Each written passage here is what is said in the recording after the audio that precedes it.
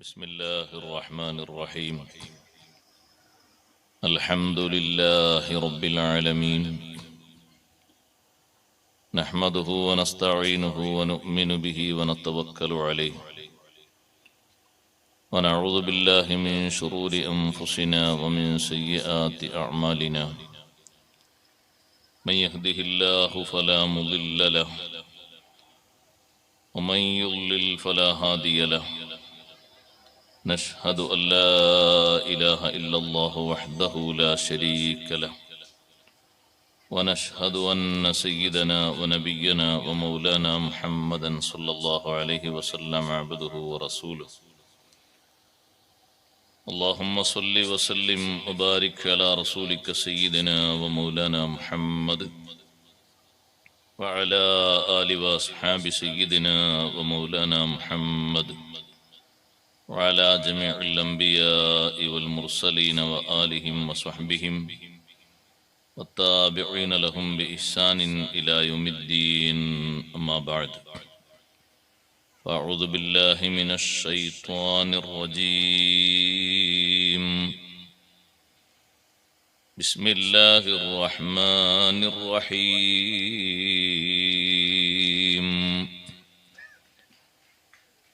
وأقم الصلاة طرفي النهار وزلفا من الليل،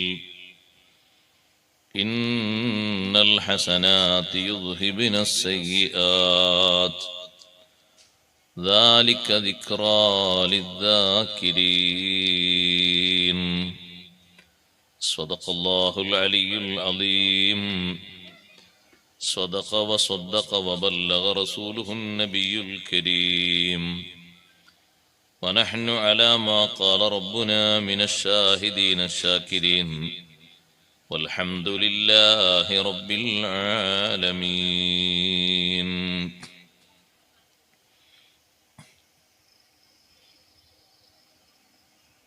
يا خير من دفنت بالقاع يعظمه، فطاب من طيبهن القاع واللكم. نفسي فداء لقبر أنت ساكنه،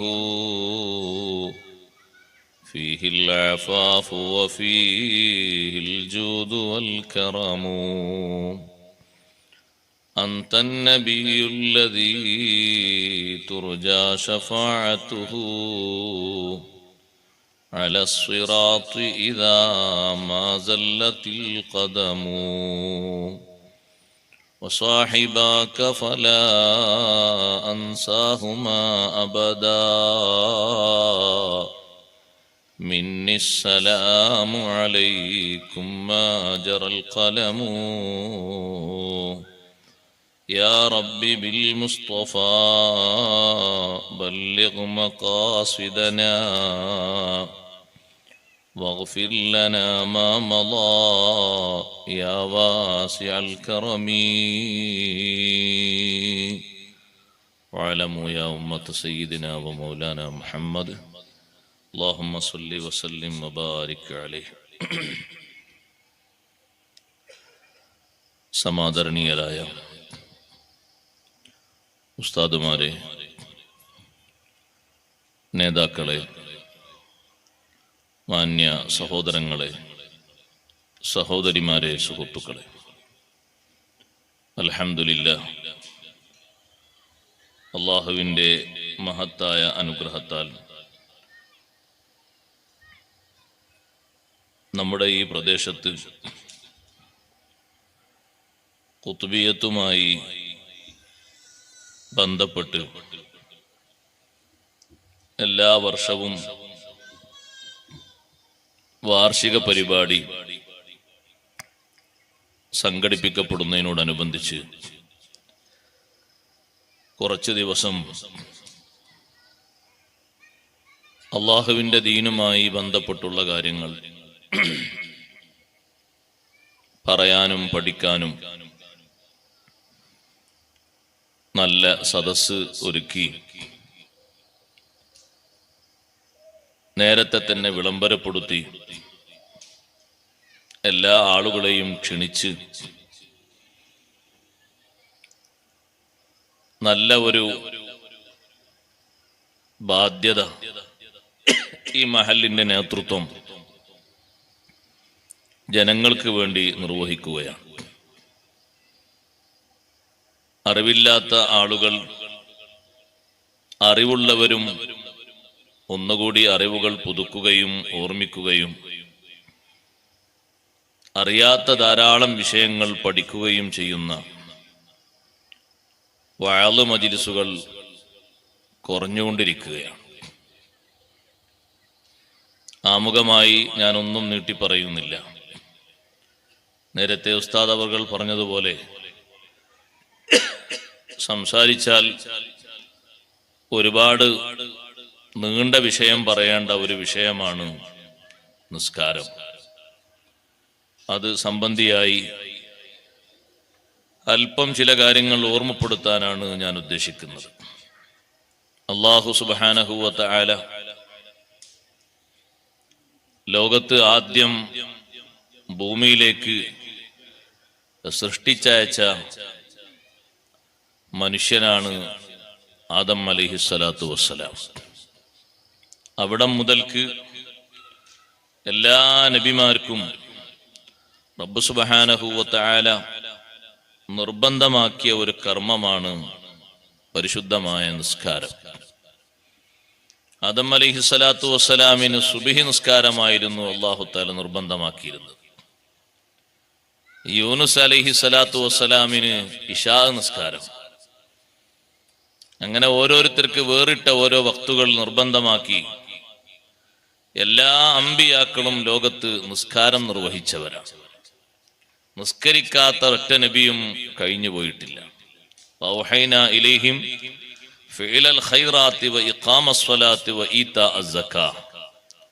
അമ്പിയായിലേക്ക് നാം വഹി അറിയിച്ചു, സുകൃതങ്ങൾ പ്രവർത്തിക്കണം, നന്മകൾ ചെയ്യണം.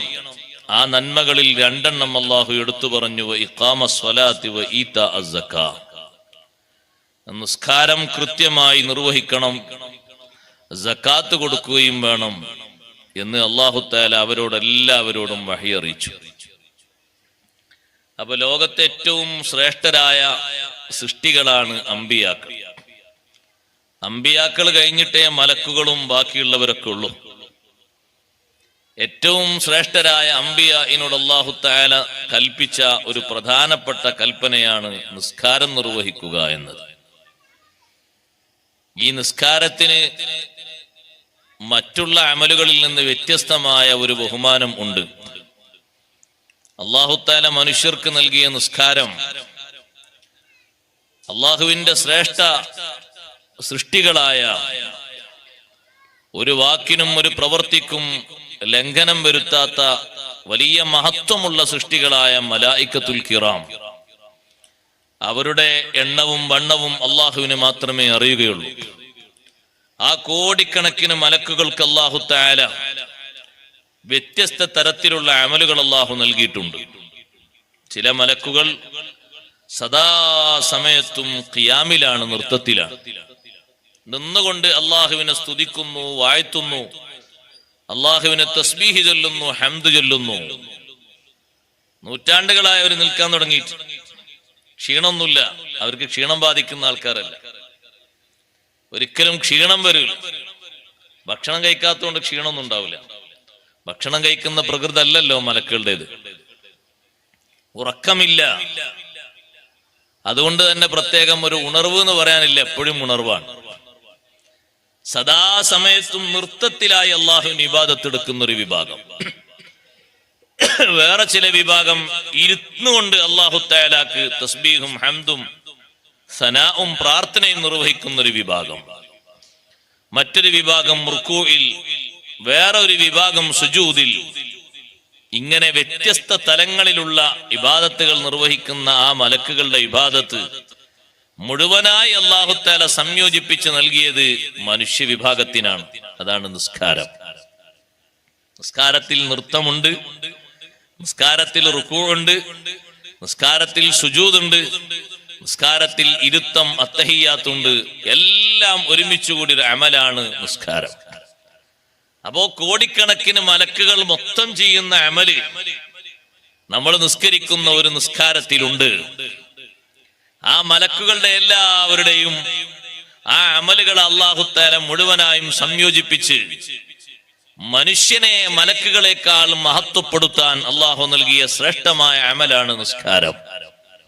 ഒരു മലക്കിന്റെയും ഇബാദത്തിന് അതിൽ കുറവില്ല. എല്ലാ മലക്കുകളുടെയും ആരാധന നിസ്കാരത്തിൽ വന്നു ചേർന്നു. ആ നിസ്കാരം തന്നെ സഹോദരങ്ങളെ ഏറ്റവും ശ്രേഷ്ഠതയുള്ള ഉമ്മത്തായ ഉമ്മത്ത് മുഹമ്മദ് സല്ലല്ലാഹു അലൈഹി വസല്ലം. നിങ്ങൾ ഉറക്ക സ്വലാത്തലാണ്, അല്ലെങ്കിൽ ഞാൻ അരമണിക്കൂറിന്റെ വാ നിർത്തും. ഉമ്മത്ത് മുഹമ്മദ് ക്ഷീണമൊന്നുമില്ലല്ലോ ഉണ്ടാ? ഞാൻ നേരത്തെ വന്നപ്പോ തന്നെ ആചാര്യോട് ചോദിച്ചു, ഇവിടെ തണുപ്പുണ്ടാവും? തണുപ്പൊന്നുമില്ലല്ലോ. ഇല്ല, എന്നാ ധൈര്യ സ്വലാത്തിക്കുള്ള ആരും കേസ് കൊടുക്കൂല. ഉമ്മത്ത് മുഹമ്മദ് സല്ലല്ലാഹു അലൈഹി വസല്ലം അവർക്ക് അല്ലാഹു തആല നിസ്കാരത്തിൽ ഒന്നുകൂടി ബഹുമാനം നൽകി. നമ്മൾ ആയുസ് കുറഞ്ഞ വിഭാഗല്ലേ. ഇന്ന് മുഴുവനായാൽ ഇന്ന് മുഴുവനായ ചിലപ്പോ നാളെ പോകും. ഞാനാ നിങ്ങളെ ആദ്യം പോകാന്ന് പറയാൻ പറ്റൂല. അങ്ങനെയല്ലേ നമ്മുടെ കണക്കുള്ളൂ. അധിക ആളുകളും 60-ന്റെയും 70-ന്റെയും ഇടയ്ക്ക്. അതിന്റെ മുമ്പ് തീരുന്നവരും ധാരാളം ഉണ്ട്. അധികം എന്ന് പറഞ്ഞാൽ ബഹുഭൂരിഭാഗവും. അങ്ങനെ ഒരു നിശ്ചിത കണക്കേ ഉള്ളൂ, കുറഞ്ഞ കണക്ക്. പക്ഷെ ഇതിനിടയിൽ നമ്മൾ വലിയ കർമ്മങ്ങൾ ചെയ്ത് ആഖിറത്തിലെത്തുമ്പോ നമ്മൾ എല്ലാവരുടെയും മുന്നിലെത്തണം. നഹ്നുൽ ആഖിറൂന അസ്സാബിഖൂന യൗമൽ ഖിയാമ. നമ്മൾ അവസാനം വന്ന ജനതയാണ്. ഇനി ഒരു ഉമ്മത്ത് ലോകത്ത് വരാനില്ല, ഒരു നബി ലോകത്തിന് വരാനില്ല. ഏറ്റവും ശ്രേഷ്ഠത അല്ലാഹു നൽകിയ ഉമ്മത്താണ് ഉമ്മത്ത് മുഹമ്മദ് സല്ലല്ലാഹു അലൈഹി വസല്ലം. ഏറ്റവും വലിയ ബഹുമാനം, ഏറ്റവും വലിയ മഹത്വം. ആ മഹത്വത്തിൽ ഒരു മഹത്വമാണ് എല്ലാ നബിമാർക്കും അല്ലാഹു നൽകിയ നിസ്കാരം മുഴുവനായും ഒരുമിച്ച് കൂട്ടി നമുക്ക് അല്ലാഹു തന്നു. നമ്മേക്കാൾ കൂടുതൽ ദീർഘായുസ്സോടെ ഭൂമിയിൽ ജീവിച്ച പലരുണ്ട്. 400 വർഷം ജീവിച്ച ജനങ്ങളുണ്ട്, 500 വർഷം ജീവിച്ചവരുണ്ട്, 1000 വർഷം ജീവിച്ചവരുണ്ട്. അവർക്കൊന്നും അല്ലാഹു തആല ഈ ബഹുമാനം നൽകിയിട്ടില്ല. എന്തിനാ സഹോദരങ്ങളെ, സഹോദരിമാരെ ഈ ബഹുമാനം? പാരത്രിക ലോകത്ത് എല്ലാവരും വന്നണയുമ്പോ ഏറ്റവും ആയുസ് കുറഞ്ഞ വിഭാഗം നബി സല്ലല്ലാഹു അലൈഹി വസല്ലം തങ്ങളുടെ ഉമ്മത്താണ്. ആ ഉമ്മത്തിൽ 100 കടക്കുന്നവർ വളരെ കുറവാണ്. വലിയ വലിയ മഹത്തുക്കളെ എടുത്തു നോക്കൂ സഹോദരങ്ങളെ. 90-നും 95-നും അപ്പുറം പോയവർ വളരെ കുറവാണ്. 100 കഴിഞ്ഞവർ എണ്ണിയാൽ തീരുന്ന അത്രയേ ഉള്ളൂ. ഈ വർഷത്തിന്റെ ഇടക്ക് ഇത്രയും 1400 വർഷത്തിന്റെ ഇടക്ക് കൂടുതൽ ആളുകളും 90 എത്തുന്നതിന്റെ മുമ്പ് 80 എത്തുന്നതിന്റെ മുമ്പ് ഈ ലോകം വിട പറഞ്ഞു. എന്നാലും പരലോകത്ത് എത്തുമ്പോൾ എല്ലാ തലങ്ങളിലും, മീസാനിലും, സിറാത്തിലും, ഹൗലിന്റെ അടുക്കലും, പാലത്തിന്റെ അടുക്കലുമൊക്കെ ആദ്യം മുന്നോട്ട് പോകുന്നവര് ഈ ഉമ്മത്താണ് എന്ന് സയ്യിദുനാ റസൂലുള്ളാഹി സ്വല്ലല്ലാഹു അലൈഹി വസല്ലം തങ്ങൾ പഠിപ്പിച്ചു. 900 കൊല്ലം ജീവിച്ച ആളുകൾ 1000 കൊല്ലം ജീവിച്ചവരൊക്കെ നമ്മെ പിറകിലാണ്. എന്താണ് അതിനുള്ള പ്രധാനപ്പെട്ട കാരണം? ഒന്നാമതായി നമുക്ക് അല്ലാഹു നൽകിയ വലിയ ഭാഗ്യം അഷ്റഫുൽ ഖൽഖ് റസൂലുള്ളാഹി സ്വല്ലല്ലാഹു അലൈഹി വസല്ലം തങ്ങളുടെ ഉമ്മത്തുകളിൽ പെടാൻ കഴിഞ്ഞു എന്നുള്ളൊരു ഭാഗ്യമാണ്. നബി സല്ലല്ലാഹു അലൈഹി വസല്ലം തങ്ങളുടെ ഉമ്മത്തിൽപ്പെട്ട നമുക്ക് തന്നെ ഏറ്റവും ബഹുമതിയുള്ള അമലുകളൊക്കെ തന്ന് അല്ലാഹു അനുഗ്രഹിച്ചു. അമലുകൾ നേരാം വണ്ണം നിർവഹിച്ചാൽ നമ്മെ പോലെ ഭൂമി ലോകത്ത് സ്ഥാനത്തെത്തുന്നൊരു ഉമ്മത്തും വേറെയില്ല. നേർക്ക് നേരെ നിസ്കാരം നിർവഹിച്ചാൽ തന്നെ 5 വഖ്ത് നിസ്കാരം ഒരുമിച്ച് അല്ലാഹു ഒരു ഉമ്മത്തിനും നൽകിയിട്ടില്ലല്ലോ. 5 വഖ്ത് അല്ലാഹു നൽകിയ 5 വഖ്തിന് തന്നെ 50 വഖ്തിന്റെ മഹത്വമല്ലേ അല്ലാഹു നിശ്ചയിച്ചിരിക്കുന്നത്. 5 ആക്കി ചുരുക്കിയപ്പോൾ അല്ലാഹു തആല പറഞ്ഞില്ലേ, 5 ആണെങ്കിലും ഇത് 50 ആകുന്നു. 50 നിസ്കാരമല്ലേ സഹോദരങ്ങളെ നിർബന്ധമാക്കിയിരുന്നത്. നബി സല്ലല്ലാഹു അലൈഹി വസല്ലം തങ്ങൾ ഇടപെട്ടുകൊണ്ട് അള്ളാഹുവിനോട് റെക്കമെൻഡ് ചോദിച്ച് അല്ലാഹു തആല 5 ആക്കി ചുരുക്കി തന്നെങ്കിലും 50ന്റെ സ്ഥാനമാണ് ഈ 5-നുള്ളത്. അപ്പൊ നിങ്ങൾ കൂട്ടി നോക്കൂ, 50 നിസ്കാരം നിർവഹിച്ച ഒരാൾ ഒരു ദിവസം തന്നെ ചെയ്യുന്ന അമലാണെങ്കിൽ ഒരു മാസമാകുമ്പോഴേക്ക് ആ അമലിന്റെ മഹത്വം എത്ര വർദ്ധിച്ചു? ഒരു വർഷമാകുമ്പോഴേക്ക് എത്ര കൂടുതലായി? 10 വർഷമാകുമ്പോ പിന്നെയും എത്ര കൂടുതലായി? ഈ ശ്രേഷ്ഠമായ അമല് പോലത്തൊരു അമല് മുൻഗാമികളിൽ ഒരാൾക്കും അല്ലാഹു ഇതുപോലെ ഒരുമിച്ച് കൂട്ടി നൽകിയിട്ടില്ല. അതും സഹോദരങ്ങളെ, മുൻഗാമികൾക്കുള്ള നിസ്കാരം തന്നെ റബ്ബ് സുബ്ഹാനഹു വ തആല അതാത് കാലത്തുള്ള അമ്പിയാക്കളോട് നിസ്കാരം നിർവഹിക്കണമെന്ന ഉത്തരവ് നൽകിയിട്ട് പ്രത്യേകമായി അതിന്റെ വകുപ്പുകളൊക്കെ ഇറക്കിക്കൊടുത്ത് നിസ്കരിക്കാൻ വേണ്ടി കൽപ്പിച്ചുവെങ്കിൽ നമ്മുടെ നേതാവ് സയ്യിദുനാ റസൂലുള്ളാഹി സ്വല്ലല്ലാഹു അലൈഹി വസല്ലമ നിങ്ങൾക്ക് നിസ്കാരം സമ്മാനിച്ചത് അങ്ങനെയല്ലല്ലോ. നിസ്കാരം സമ്മാനിച്ചത് അള്ളാഹുവിന്റെ പരിശുദ്ധമായ സന്നിധാനത്തിലേക്ക്, ഹളറത്തിലേക്ക് വിളിച്ചു ചേർത്തിട്ടല്ലേ നിസ്കാരമെന്ന സമ്മാനം കൊടുത്തത്. പിരിഞ്ഞു പോരുമ്പോൾ അള്ളാഹുവിനോട് സംവദിച്ചുകൊണ്ട് ഭൂമിയിലേക്ക് തിരിച്ചു പോരുമ്പോൾ അള്ളാഹു നൽകിയ വലിയൊരു സമ്മാനം, വലിയൊരു പ്രസന്റേഷൻ അല്ലേ നിസ്കാരം. ആ നിസ്കാരം തന്നെ മറ്റുള്ള അമലുകൾ പോലെയല്ല. നോമ്പ് അള്ളാഹു നിർബന്ധമാക്കിയ വിഷയം ഇങ്ങോട്ടല്ലേ ഇറക്കിക്കൊടുത്തത്. സക്കാത്ത് നിർബന്ധമാക്കിയതും ഇങ്ങോട്ടല്ലേ ഇറക്കിക്കൊടുത്തത്. ഹജ്ജ് നിർബന്ധമാക്കിയതും ഇങ്ങോട്ടല്ലേ ഇറക്കിക്കൊടുത്തത്. നിസ്കാരം അങ്ങനെയല്ല. അള്ളാഹുവിന്റെ സവിധത്തിലേക്ക് നബി സല്ലല്ലാഹു അലൈഹി വസല്ലമ തങ്ങളെ വിളിച്ചു ചേർത്ത്, അതും നബി സല്ലല്ലാഹു അലൈഹി വസല്ലമ തങ്ങൾക്ക് നിസ്കാരം സമ്മാനമായി കൊടുക്കുന്നത് അള്ളാഹുവിന്റെ പരിശുദ്ധമായ സന്നിധാനത്തിലേക്ക് വിളിച്ചു ചേർത്തത് എന്തിനാണ്? റബ്ബ് സുബ്ഹാനഹു വ തആല സയ്യിദുനാ മുഹമ്മദുർ റസൂലുള്ളാഹി സ്വല്ലല്ലാഹു അലൈഹി വസല്ലമ തങ്ങളെ സന്തോഷിപ്പിക്കാൻ, അള്ളാഹുവിന്റെ റസൂലിന്റെ സങ്കടം മാറ്റാൻ. ആമുൽ ഹുസ്ൻ എന്ന് പേര് വെച്ച വർഷത്തിലല്ലേ മിഅ്റാജ് നടക്കുന്നത്. ദുഃഖവർഷം എന്നാണ് ആമുൽ ഹുസ്ൻ എന്ന വാക്കിന്റെ അർത്ഥം. എങ്ങനെയാണ് ദുഃഖം വന്നത്? 2 വ്യക്തിത്വങ്ങൾ നബി സല്ലല്ലാഹു അലൈഹി വസല്ലമ തങ്ങൾക്ക് തുണയും തണിയുമായിരുന്ന 2 വ്യക്തിത്വങ്ങൾ 3 ദിവസത്തിന്റെ വ്യത്യാസത്തിലാണ് ഭൂമിയിൽ നിന്ന് വിടവാങ്ങിയത്. ആരാണത്? ഒന്ന് അഷ്റഫുൽ ഖൽഖ് സല്ലല്ലാഹു അലൈഹി വസല്ലമ തങ്ങളുടെ പ്രിയപ്പെട്ട പത്നിയായ സയ്യിദത്തുനാ ബീവി ഖദീജ റളിയല്ലാഹു തആല അൻഹാ. ഏറ്റവും കൂടുതൽ വർഷം നബി സല്ലല്ലാഹു അലൈഹി വസല്ലമ തങ്ങൾ കഴിച്ചു കൂട്ടിയത് ഖദീജ ബീവി റളിയല്ലാഹു അൻഹയുടെ കൂടെയാണ്. അത്ര വർഷം അള്ളാഹുവിന്റെ റസൂല് ഒരൊറ്റ ഭാര്യമാരോടുകൂടെയും ചെലവഴിച്ചിട്ടില്ല. ഏറ്റവും കൂടുതൽ നബി സല്ലല്ലാഹു അലൈഹി വസല്ലമ തങ്ങളോടുകൂടെ ജീവിക്കാൻ ഭാഗ്യം കിട്ടിയ മഹദിയായ ബീവി ഖദീജ റളിയല്ലാഹു അൻഹാ വിടവാങ്ങുമ്പോൾ അവിടത്തേക്ക് വന്ന ദുഃഖം അത് സഹിക്കാൻ കഴിയുന്നതിലപ്പുറമാണ്. കാരണം സഹോദരങ്ങളെ, ഒരാണിന്റെയോ 10 ആണിന്റെയോ പവറല്ല ഖദീജ ബീവി റളിയല്ലാഹു അൻഹക്ക് അല്ലാഹു നൽകിയത്. ധീരതയിൽ വലിയ ധീരതയാണ്, സഹായത്തിൽ ഏറ്റവും വലിയ സഹായിയാണ്. ഒരാണിനും അതുപോലെ നബി സല്ലല്ലാഹു അലൈഹി വസല്ലമ തങ്ങളെ സഹായിക്കാൻ കഴിഞ്ഞിട്ടില്ല. ആരും സഹായിക്കാത്ത ഒരു ഘട്ടത്തിൽ, ആരും മുത്തുനബി സല്ലല്ലാഹു അലൈഹി വസല്ലമ തങ്ങളെ സഹായിക്കാനില്ലാത്ത ഘട്ടത്തിൽ സ്വന്തമായിട്ട് മുന്നോട്ട് വന്നുകൊണ്ട് അള്ളാഹുവിന്റെ ഹബീബിനെ സഹായിച്ചത് സയ്യിദത്തുനാ ബീവി ഖദീജ റളിയല്ലാഹു തആല അൻഹയാണ്. മാത്രമല്ല ഉമ്മമാരെ, ഏറ്റവും ആദ്യഘട്ടത്തിൽ വിശ്വസിച്ചതും ബഹുമാനപ്പെട്ട ബീവി ഖദീജ റളിയല്ലാഹു അൻഹയാണ്. ഈ വലിയ മഹത്വം കിട്ടിയ ഖദീജ റളിയല്ലാഹു അൻഹ, പറഞ്ഞാൽ തീരാത്ത അത്രയും മഹത്വം കിട്ടിയ മഹദി വഫാത്തായപ്പോൾ അള്ളാഹുവിന്റെ റസൂലിന് സങ്കടം സഹിച്ചില്ല.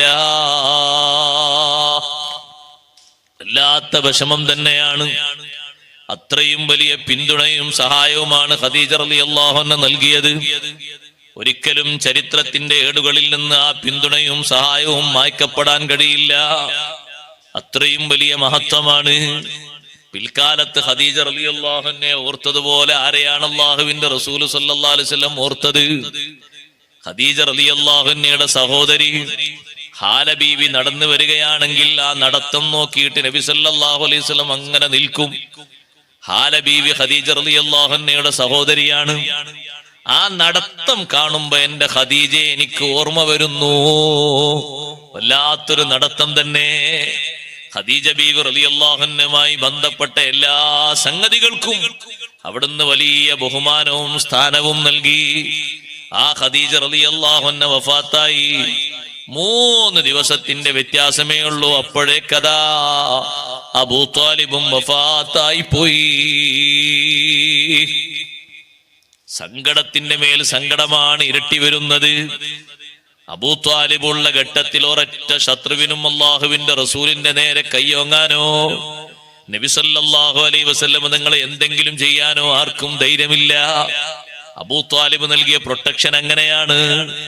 അബൂ ത്വാലിബ് വഫാത്തായ അന്ന് ആരംഭ റസൂലുള്ളാഹി സ്വല്ലല്ലാഹു അലൈഹി വസല്ലം ഒന്ന് പുറത്തിറങ്ങിയിട്ട് നടന്നപ്പോ ശത്രുക്കൾ തലയിലേക്ക് മണ്ണ് വാരിയിട്ടു.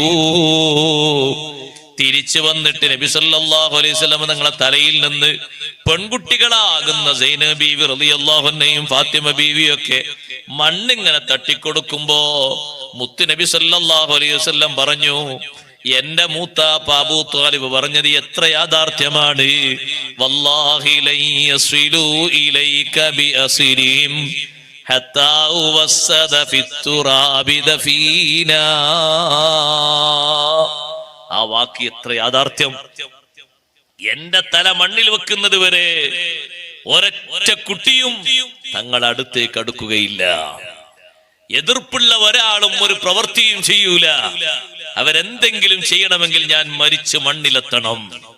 ശരിയല്ലേ? ആ വാക്ക് എത്ര യാഥാർത്ഥ്യമാണ്.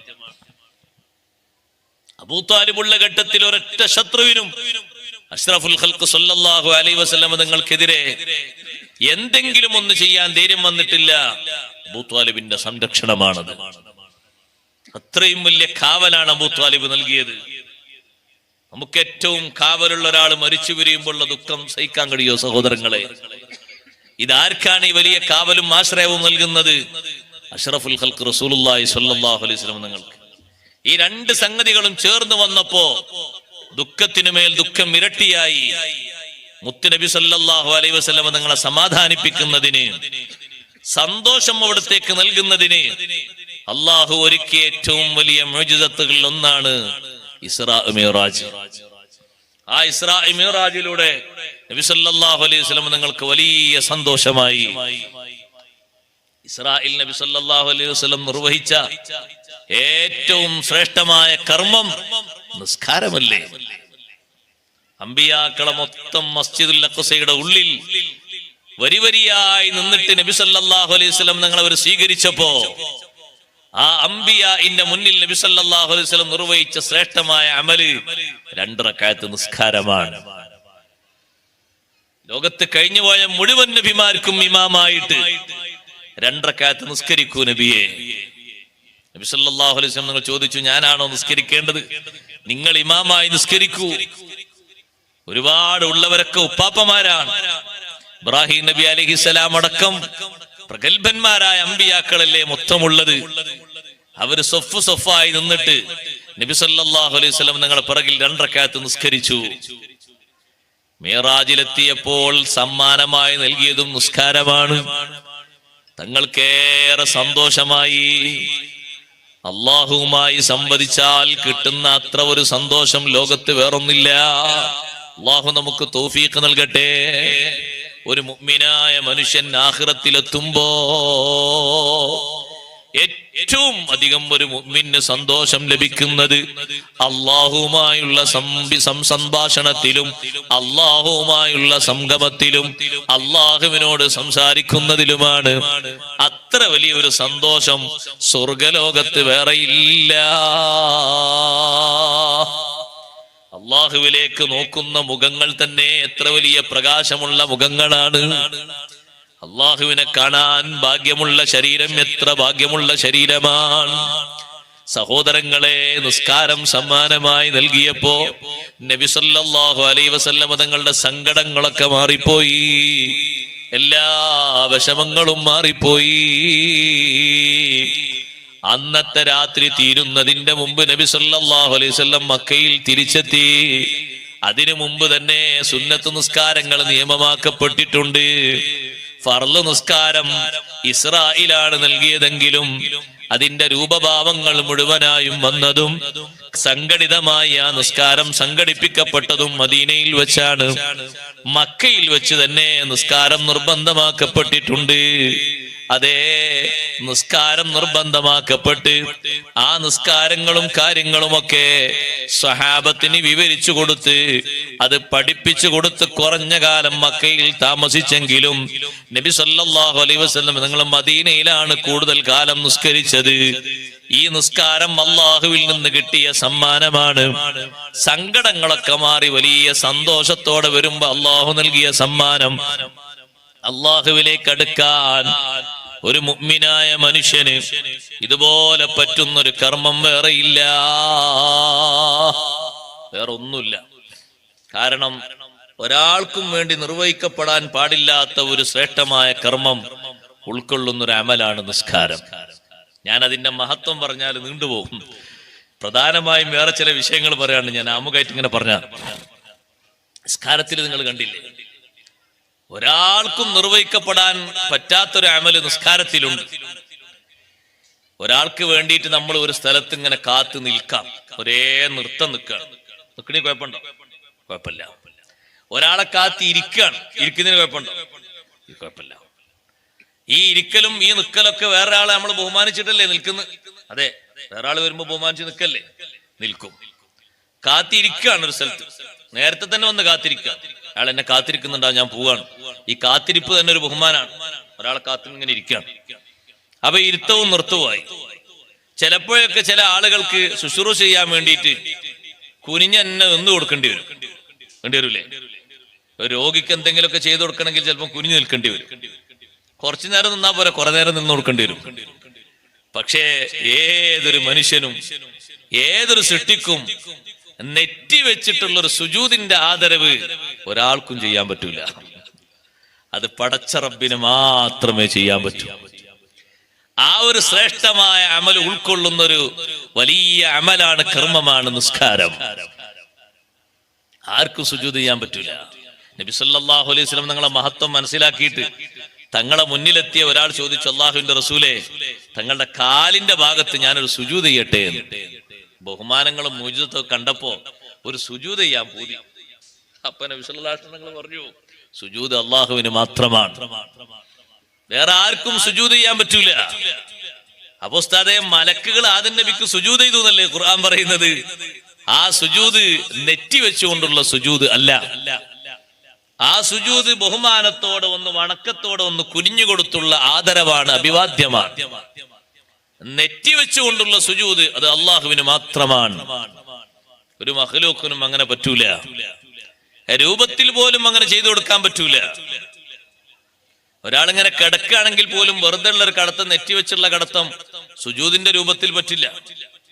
സുജൂദിന്റെ രൂപത്തിൽ അങ്ങനെ ഒരു സുജൂദിന്റെ ആകൃതിയിൽ കിടക്കണമെങ്കിൽ വുളൂ വേണ്ടേ സഹോദരങ്ങളെ? സുജൂദ് ചെയ്യാണ് ഒരാൾ, സുജൂദ് ധാരാളം ചെയ്യാണ്. കൈയ്യട്ടിയിട്ട് സുജൂദ് ചെയ്യണമെങ്കിൽ വുളൂ വേണ്ടേ? വുളൂ വേണം. ശുദ്ധി വേണ്ടേ? ശുദ്ധി വേണം. അത് അള്ളാഹുവിന് മാത്രമുള്ള ഒരു ഇബാദത്താണ്. ആ ഒരു ഇബാദത്ത് ഉൾക്കൊള്ളുന്ന നിസ്കാരം വലിയ മഹത്വമുള്ളതാണ്. നിസ്കാരത്തിന്റെ മഹത്വം കണ്ടില്ലേ? യഥാർത്ഥ നിസ്കാരം നിസ്കരിക്കാൻ അല്ലാഹു തആല തൗഫീഖ് നൽകട്ടെ. യഥാർത്ഥ നിസ്കാരമാണോ നിസ്കരിക്കുന്നത്? അവിടെയാ നമ്മളെ വിഷയവുമായി വലിയ ബന്ധമുള്ളത്. യഥാർത്ഥ നിസ്കാരം നിസ്കരിക്കുന്ന ഒരാളാണെങ്കിൽ തെറ്റുകുറ്റങ്ങളിലേക്ക് ശരീരം കൊണ്ടുപോകാൻ കഴിയില്ല. അനാചാരങ്ങൾക്കൊരിക്കലും ആ ശരീരത്തിനോ മനസ്സിനോ തൃപ്തിയാകൂല. ഇന്നസ്സലാത്ത തൻഹാ അനിൽ ഫഹ്ശാഇ വൽ മുൻകർ. ഇന്നസ്സലാത്ത, യഥാർത്ഥ നിസ്കാരം. യഥാർത്ഥ നിസ്കാരം എന്താണ്? യഥാർത്ഥ നിസ്കാരം ഞാനത് പറയാം. തൻഹാ അനിൽ ഫഹ്ശാഇ വൽ മുൻകർ. യഥാർത്ഥ നിസ്കാരം വിലക്കും. അനിൽ ഫഹ്ശാഇ, അനാവശ്യങ്ങളിൽ നിന്ന് മാറ്റി നിർത്തും. നിസ്കരിച്ചാൽ തന്നെ ആ ശരീരത്തിന് അനാവശ്യം ചെയ്യാൻ കഴിയൂല. വൽ മുൻകരി, ദീനി വിരോധിച്ച എല്ലാ കാര്യങ്ങളിൽ നിന്നും മാറ്റി നിർത്തും. അത് നിസ്കാരത്തിന്റെ വലിയൊരു ബഹുമാനമാണ്. സ്വഹാബത്ത് വന്നിട്ട് ഒരാളെ പറ്റി പരാതി പറഞ്ഞു, അള്ളാഹുവിന്റെ റസൂലെ, അവിടെ കുറച്ച് ദൂരമുള്ള മദീനത്ത് കുറച്ച് അകലത്തുള്ള ഒരു സ്വഹാബിയുണ്ട്. ആ സ്വഹാബിനെ പറ്റി ജനങ്ങൾക്കിടയിൽ ഒരു സംസാരമുണ്ട്. ഇടക്കിടക്ക് മോഷണം നടത്തുന്നു എന്നൊരു പേര്, അങ്ങനെ ആരും കണ്ട ഒരു തെളിവൊന്നുമില്ല, അങ്ങനെ ആളുകൾ ഇങ്ങനെ പറയുന്നൊരു വിഷയമുണ്ട്. അപ്പൊ നബി സല്ലല്ലാഹു അലൈഹി വസല്ലം ചോദിച്ചു, അലൈസ ഹുവ യുസല്ലി, നിസ്കരിക്കുന്ന ആളല്ലയോ എന്ന് ചോദിച്ചു. നിസ്കരിക്കുന്ന ആളാണെന്ന് പറഞ്ഞു.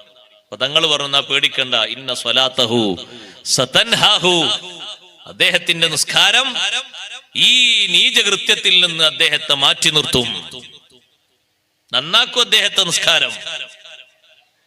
കുറച്ചുകൂടി കഴിഞ്ഞപ്പോ സ്വഹാബത്ത് അന്വേഷിച്ചു നേരത്തെ അഭിപ്രായം കിട്ടിയ ആളെ പറ്റിയിട്ട്. അപ്പൊ ആളുകൾ പറഞ്ഞു, ഇപ്പൊ അങ്ങനത്തെ പ്രശ്നമൊന്നുമില്ല, അപ്പൊ ആള് നല്ല തഖ്വയിലും ഇഖ്ലാസിലും നടക്കുന്ന ആളാണ്, ഇപ്പൊ അങ്ങനത്തെ ഒരു ദുസ്വഭാവം കേൾക്കാറന്നല്ല.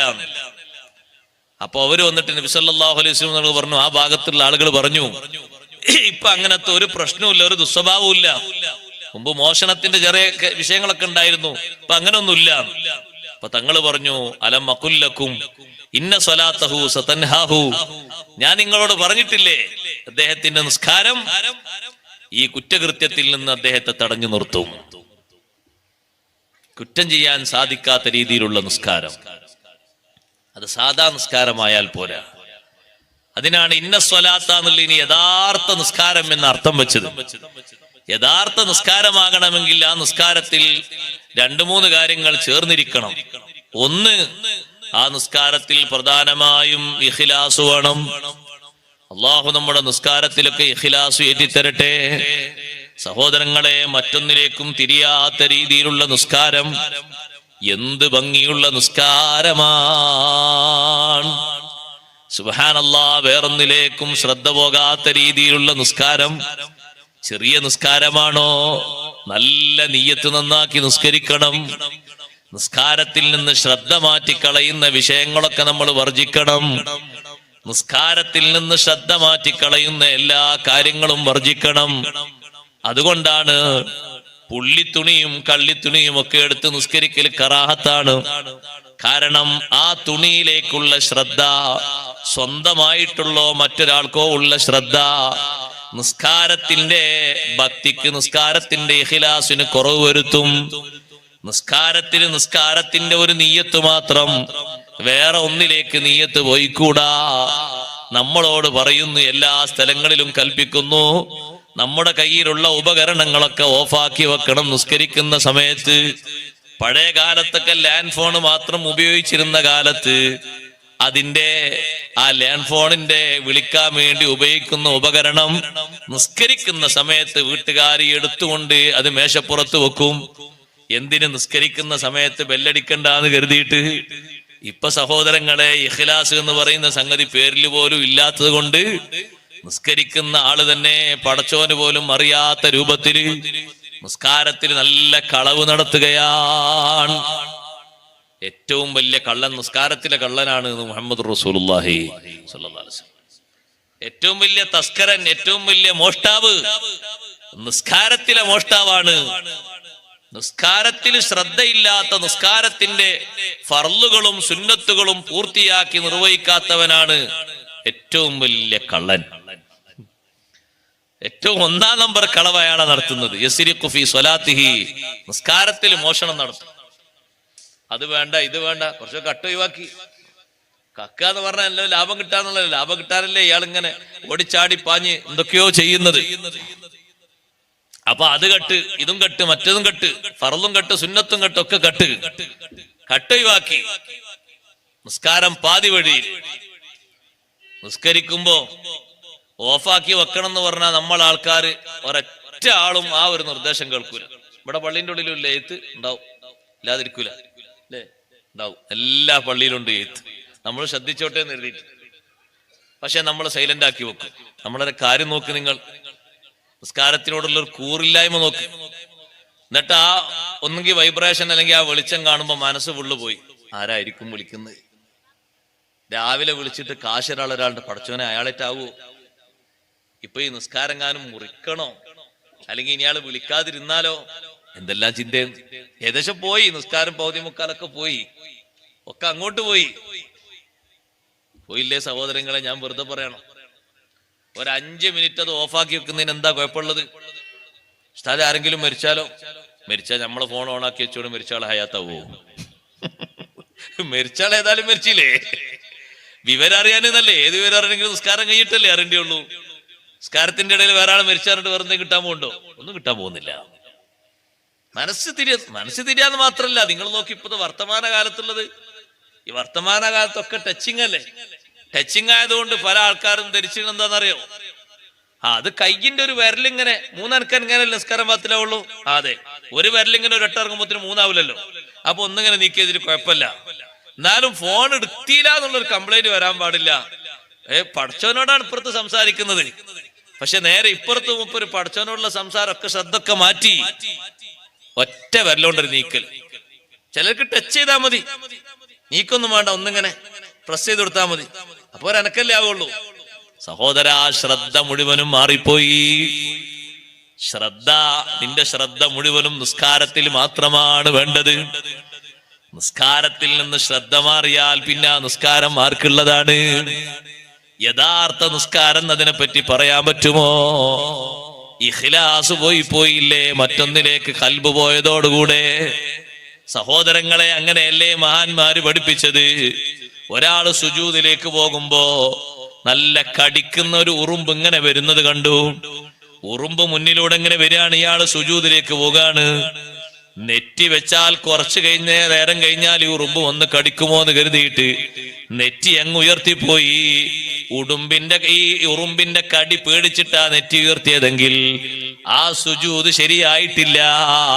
അതുകൊണ്ട് വീണ്ടും അയാൾ സുജൂദ് ചെയ്യേണ്ടിയിരിക്കുന്നു. സുജൂദിലേക്ക് പോകുന്ന സമയത്ത് അയാൾക്ക് പേടി തോന്നിപ്പോയി. ഒരു ഉറുമ്പ് അതിലൂടെ പോകുന്നു, ആ ഉറുമ്പ് തിരിച്ചിങ്ങ് വന്നേക്കുമോ, അത് കടിക്കുമോ, അല്ലെങ്കിൽ വേറൊരു വിഷജന്തു പോകുന്നു, ഒരു ചെറിയ പ്രാണി പോകുന്നു, അത് കടിച്ചാൽ വിഷമുണ്ടാകും. അത് തിരിച്ചു വരുന്ന ഒരു ശബ്ദം കേട്ടപ്പോഴേക്ക് ഇയാൾ തല ഉയർത്തിപ്പോയി. ഈ തല ഉയർത്തുന്നത് ആ ജീവിയെ പേടിച്ചിട്ടല്ലേ? നിസ്കാരം ശരിയാകൂല. തല ഉയർത്തുന്നത് അത് ഇരുത്തത്തിന് വേണ്ടിയോ നൃത്തത്തിന് വേണ്ടിയോ മാത്രമാകണം. ഉറുമ്പിന്റെയോ മറ്റോ കടി പേടിച്ചുകൊണ്ട് ഉയർത്തിയാൽ ലക്ഷ്യം ഒന്ന് മാറിപ്പോയി.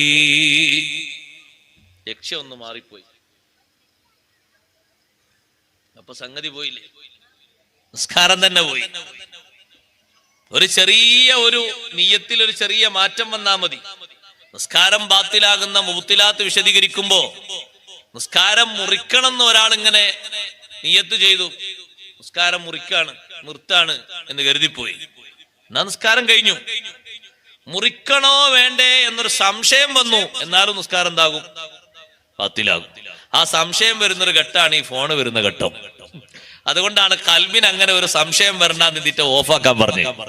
അപ്പൊ നമ്മൾ അതിലും വലിയ ഐഡിയയിലാണ് നമ്മളുള്ളത്. നമ്മൾ കണ്ടെത്തിയ ആ സൂത്രം അങ്ങനെയാണ്. എങ്ങനെ 3 അനക്കാനെങ്കിലല്ലേ, അതും തുടരനക്കെങ്കിലല്ലേ പ്രശ്നമുള്ളൂ. ഒരു വിരലുകൊണ്ട് ഒരൊറ്റ ടച്ചിങ് അല്ലേ ഉള്ളൂ. ഇപ്പൊ ഒരനക്കല്ലേ ആകുന്നുള്ളൂ. അനക്കത്തിന്റെ വിഷയമല്ല അവിടെ. നിന്റെ കൽബ് മുഴുവനും മാറുന്നുണ്ട്. നിന്റെ മനസ്ഥിതി, മനസ്സിലെ ചിന്ത മൊത്തം മാറിപ്പോയി. ആ മാറലോടുകൂടെ ഈ നിസ്കാരത്തിന് വലിയ പരിക്ക് പറ്റിപ്പോയി. നിസ്കാരത്തിൽ നിർവഹിക്കുന്നത് കൃത്യമായി അതിന്റെ ഫർളും ഷർത്തും സുന്നത്തും പൂർത്തിയാക്കി നിർവഹിക്കണം. അല്ലാഹു തആല തൗഫീഖ് നൽകട്ടെ. അങ്ങനെയാണ് നിസ്കാരം നിസ്കരിക്കേണ്ടത്.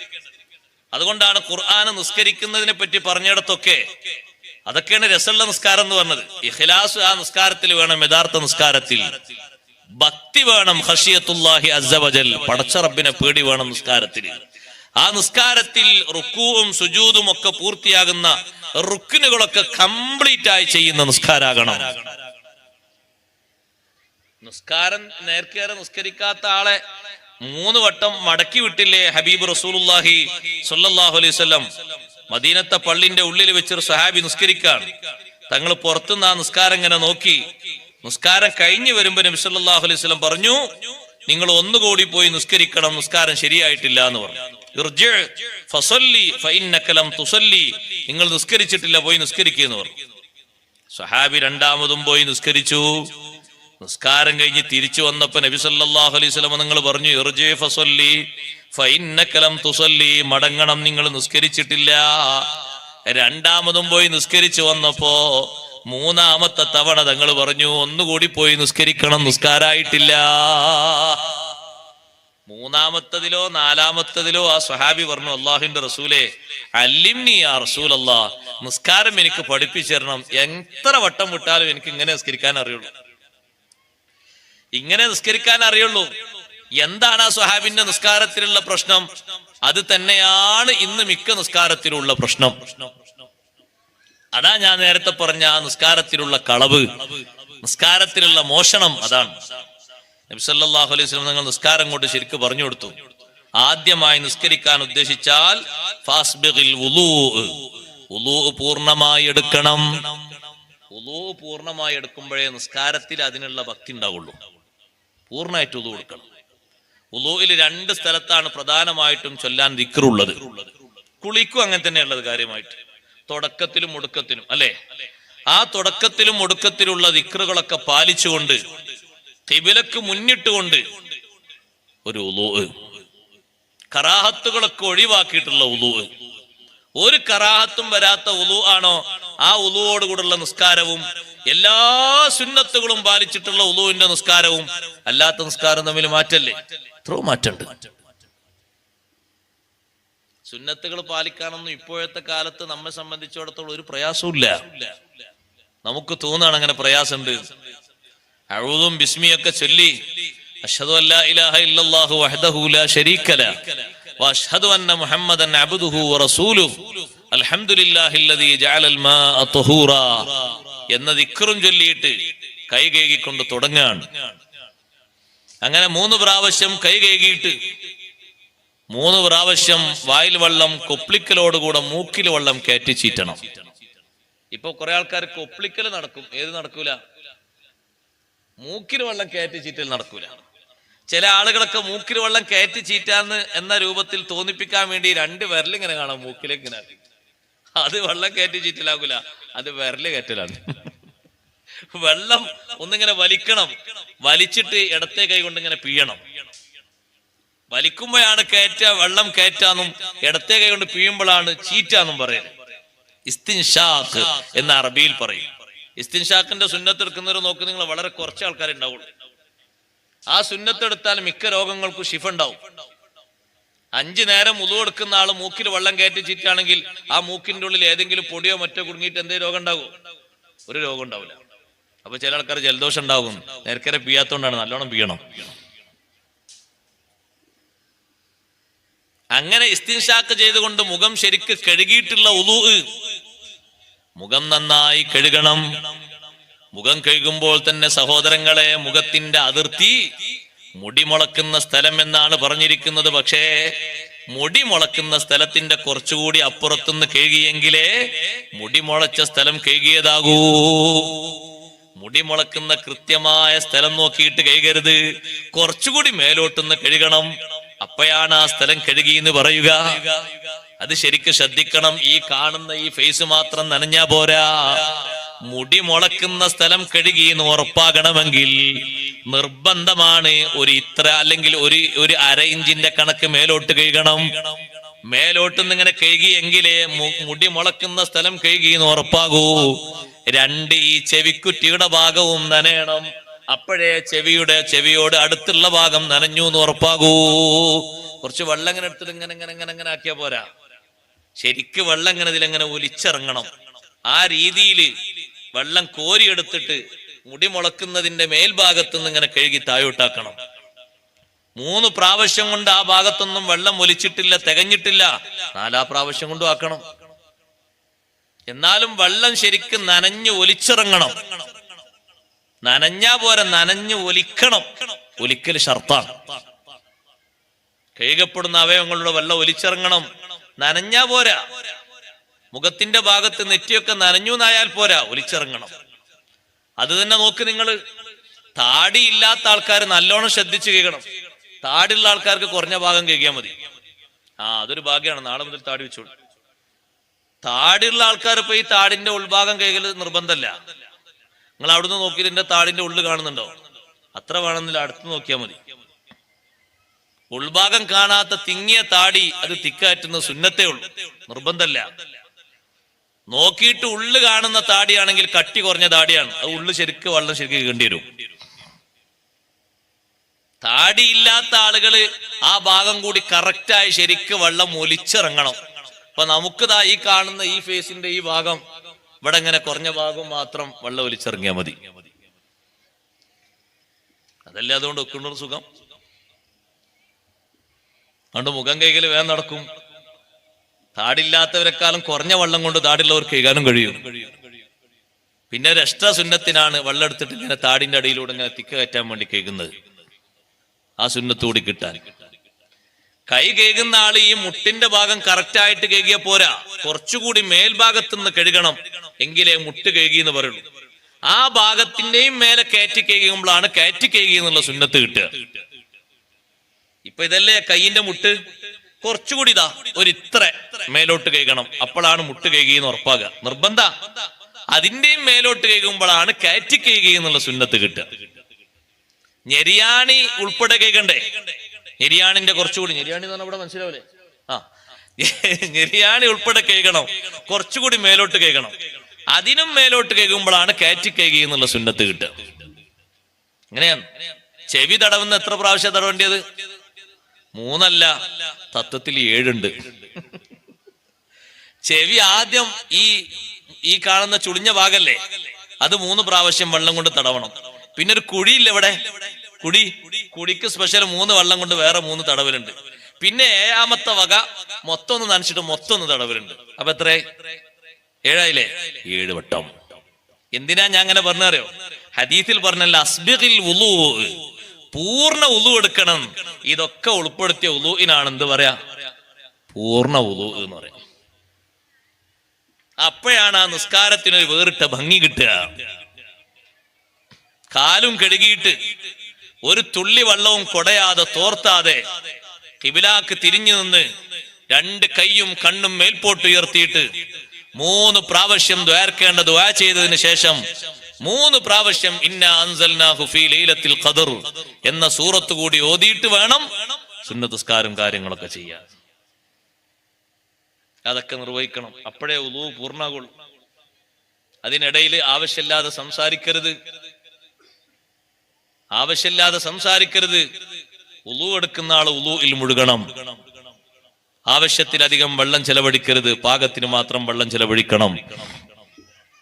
ആ വുളൂഇൽ നിന്ന്, കഴുകിയ വെള്ളത്തിൽ നിന്ന്, ഉറ്റി വീഴുന്ന വെള്ളത്തിൽ നിന്ന് ഒരൽപ്പം, 1 തുള്ളിയോ 2 തുള്ളിയോ ആണെങ്കിൽ അത്രയെങ്കിലും കുടിക്കണം. അത് സുന്നത്താണ്. ലിഖബരി ഇന്ന ഫീഹി ശിഫാഅൻ, വുളൂ എടുത്ത് ഉറ്റി വീഴുന്ന വെള്ളത്തിൽ, വുളൂ എടുത്ത വെള്ളത്തിൽ ശിഫയുണ്ട്, എല്ലാ രോഗങ്ങൾക്കും അതിൽ ശമനമുണ്ട് എന്ന് സയ്യിദുനാ റസൂലുള്ളാഹി സ്വല്ലല്ലാഹു അലൈഹി വസല്ലം പറഞ്ഞിട്ടുണ്ട്. കാരണം ഒരു ഇബാദത്ത് എടുത്ത വെള്ളല്ലേ, അതിന് മഹത്വം വേറുണ്ട് അല്ലേ? കാലിന്റെ അടിയിൽ നിന്ന് പൊട്ടിയൊഴുകിയ വെള്ളമല്ലേ സംസം അല്ലേ? കാലിട്ടടിച്ചിട്ട് ഇസ്മായിൽ അലൈഹി സ്വലാത്തു വസ്സലാമിന്റെ കാലടിയിൽ നിന്ന് ജിബ്രീൽ അലൈഹിസ്സലാമിന്റെ ചിറക് കൊണ്ട് മാന്തിയെടുത്തിട്ട് അവിടെ പൊട്ടിയ നീരുറവയാണ് മാഉ സംസം. കാലിട്ടടിച്ചിട്ട് വന്ന വെള്ളം, അതിനെത്ര മഹത്വമുണ്ട്, എത്ര ശ്രേഷ്ഠത ഉണ്ട്, എത്ര ബഹുമാനുണ്ട്, പറഞ്ഞാ തീരാത്ത ബഹുമാനുണ്ട്. വുളൂഇന്റെ വെള്ളത്തിനുണ്ട് അത്രയും വലിയ ബഹുമാനം. അങ്ങനെ പൂർണ്ണമായിട്ട് നീ വുളൂ എടുക്കണം. എന്നിട്ട് ഖിബിലാക്ക് മുന്നിട്ട് കൊണ്ട് നീ തക്ബീർ ചൊല്ലണം.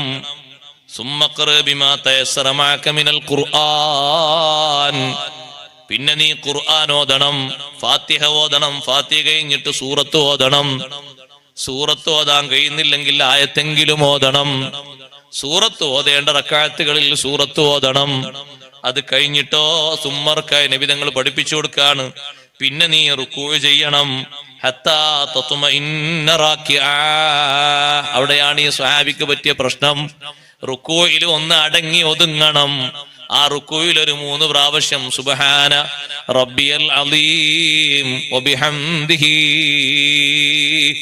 3 തവണ ചൊല്ലിയിട്ട് ഒരു തുമഇനീനത്ത്, ഒരടക്കം ഒതുക്കം ഉണ്ടാക്കണം. എന്നിട്ട് നീ റുക്കൂയിൽ നിന്ന് ഉയരണം. ഹത്താ തസ്തവിയ ഖായിമൻ, നേരെ ചൊവ്വേ അവിടെ ഒന്ന് നിൽക്കണം.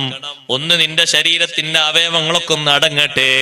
ഒന്ന് അടങ്ങി ഒതുങ്ങുന്നതിന് വേണ്ടി അവിടെ നിയമമാക്കപ്പെട്ട സുന്നത്താക്കപ്പെട്ട ദിക്റില്ലേ, റബ്ബനാ ലക്കൽ ഹംദു തൊട്ട് തുടങ്ങുന്ന ദിക്റ്, ആ ദിക്റ് നീ ചൊല്ലണം. സുമ്മസ്ജുദ്, പിന്നെ നീ സുജൂദ് ചെയ്യണം. ഹത്താ തത്മഇന്ന സാജിദാ, സുജൂദിലും തുമഇനീനത്ത് വേണം. നെറ്റി വെച്ചിട്ട് ഇങ്ങോട്ട് ഒപ്പിയെടുത്താ പോരാ. ഒരു 3 പ്രാവശ്യം സുബ്ഹാന റബ്ബിയൽ അഅ്ലാ വബിഹംദിഹി. അത് കഴിഞ്ഞിട്ട് നീ അവിടുന്ന് തല ഉയർത്തണം. എന്നിട്ടൊരു ഇരുത്തമുണ്ട്. ആ ഇരുത്തവും അവയവങ്ങളൊക്കെ അടങ്ങി ഒതുങ്ങുന്ന രൂപത്തിൽ ഇരിക്കണം.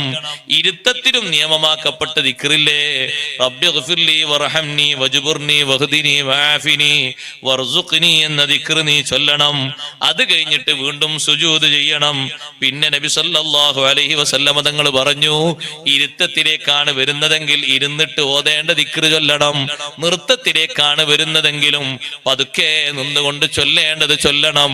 അപ്പൊ റുകൂഅ്, ഇഅ്തിദാല്, സുജൂദ്, ഇടയിലിരുത്തം, വീണ്ടും സുജൂദ്, ഈ വക കാര്യങ്ങളിലൊക്കെ പാലിക്കാത്ത തുമഅ്നീനത്ത് കൊണ്ടാണ് 3 പ്രാവശ്യം മടക്കി വിട്ടിട്ട് നിസ്കരിച്ചോളൂ. നിങ്ങൾ നിസ്കരിച്ചിട്ടില്ല, നിസ്കാരം ശരിയായിട്ടില്ല. നിസ്കാരം ശരിയാകാത്തത് കൊണ്ട് മടക്കി വിട്ടത്. അതുകൊണ്ട് സഹോദരങ്ങളെ, നിസ്കരിക്കാൻ വേണ്ടി അല്ലാഹു തആല പറഞ്ഞപ്പോൾ തന്നെ അല്ലദീന യുഖീമൂനസ്സലാ വഅഖിമിസ്സലാ അഖീമുസ്സലാ, അങ്ങനെയാണ് അല്ലാഹു തആല പറഞ്ഞത്. എന്താ ഇതിന്റെ അർത്ഥം? ഇമാം ബൈളാവി റളിയല്ലാഹു അൻഹു അങ്ങനെ പ്രയോഗിച്ചതിന്റെ അർത്ഥം കൃത്യമായ നിസ്കാരം നിസ്കരിക്കണം. നിസ്കരിക്കണം എന്നല്ല അല്ലാഹു തആല പറഞ്ഞത്, പിന്നെ എല്ലാ റുക്നുകളും ഷർത്തുകളും സുന്നത്തൊക്കെ പാലിച്ചുകൊണ്ട് നിസ്കരിക്കണം. അതേ നിസ്കാരാവുള്ളൂ. അല്ലാത്തതിനൊന്നും നിസ്കാരം എന്ന് പറയില്ല. ആരെങ്കിലും കാഴ്ചയിൽ അങ്ങനെ പറയുന്നുണ്ടെങ്കിലൊന്നും അതിനൊന്നും നിസ്കാരം എന്ന് പറയില്ല. മഹാന്മാരൊക്കെ നിസ്കാരത്തിന് വേണ്ടി ഒരുക്കം നോക്ക് നിങ്ങൾ. ഞാൻ ഒറ്റ ഉദാഹരണം പറയട്ടെ. ബഹുമാനപ്പെട്ട ഹാത്തിം റളിയല്ലാഹു അൻഹു, ഹാത്തിമുസ് സാഹിദ് മഹാനവർകൾ ആസിം ഇബ്നു യൂസുഫ് റളിയല്ലാഹുവിന്റെ സമീപത്ത് വന്നു. ആസിം എന്നവര് മഹാനവറുകളോട് ചോദിച്ചു, യാ ഹാത്തിമു, ഹാത്തിം എന്നവരെ, ഹൽ തുഹ്സിനു അൻ തുസല്ലിയ, നിങ്ങൾക്ക് നിസ്കരിക്കാൻ അറിയുമോ? ഹാത്തിം എന്നവര് പറഞ്ഞു, അതെ, നിസ്കരിക്കാൻ അറിയും. എങ്ങനെയാണ് നിങ്ങളുടെ നിസ്കാരം? ഇദാ തഖാറബ വഖ്തുസ്സലാ, നിസ്കാരത്തിന്റെ സമയം അടുത്തു വന്നാൽ അസ്ബിഗുൽ വുളൂ, ഞാൻ പൂർണ്ണ വുളൂ എടുക്കും. നേരത്തെ പറഞ്ഞ രീതിയിൽ പൂർണ്ണ വുളൂ എടുക്കും. സ്വർഗത്തിൽ പോകാൻ പറ്റുന്ന ഒരു പ്രധാനപ്പെട്ട മാർഗമാണ്.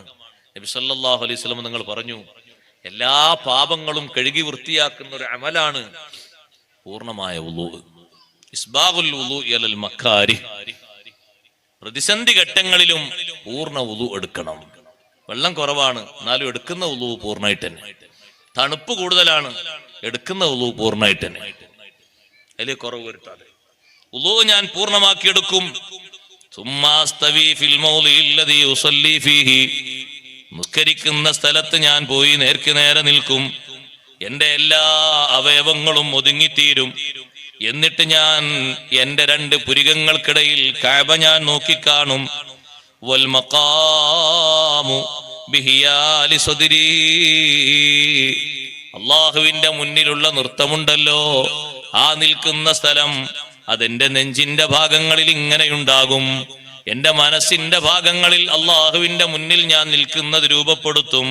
വല്ലാഹു ഫൗഖീ, അല്ലാഹു എന്നെ ശ്രദ്ധിക്കുന്നുണ്ട്, എന്നെ സൂക്ഷിക്കുന്നുണ്ട്. യഅലമു മാ ഫീ ഖൽബി, എന്റെ മനസ്സിലുള്ളത് മുഴുവനും അല്ലാഹു അറിയും.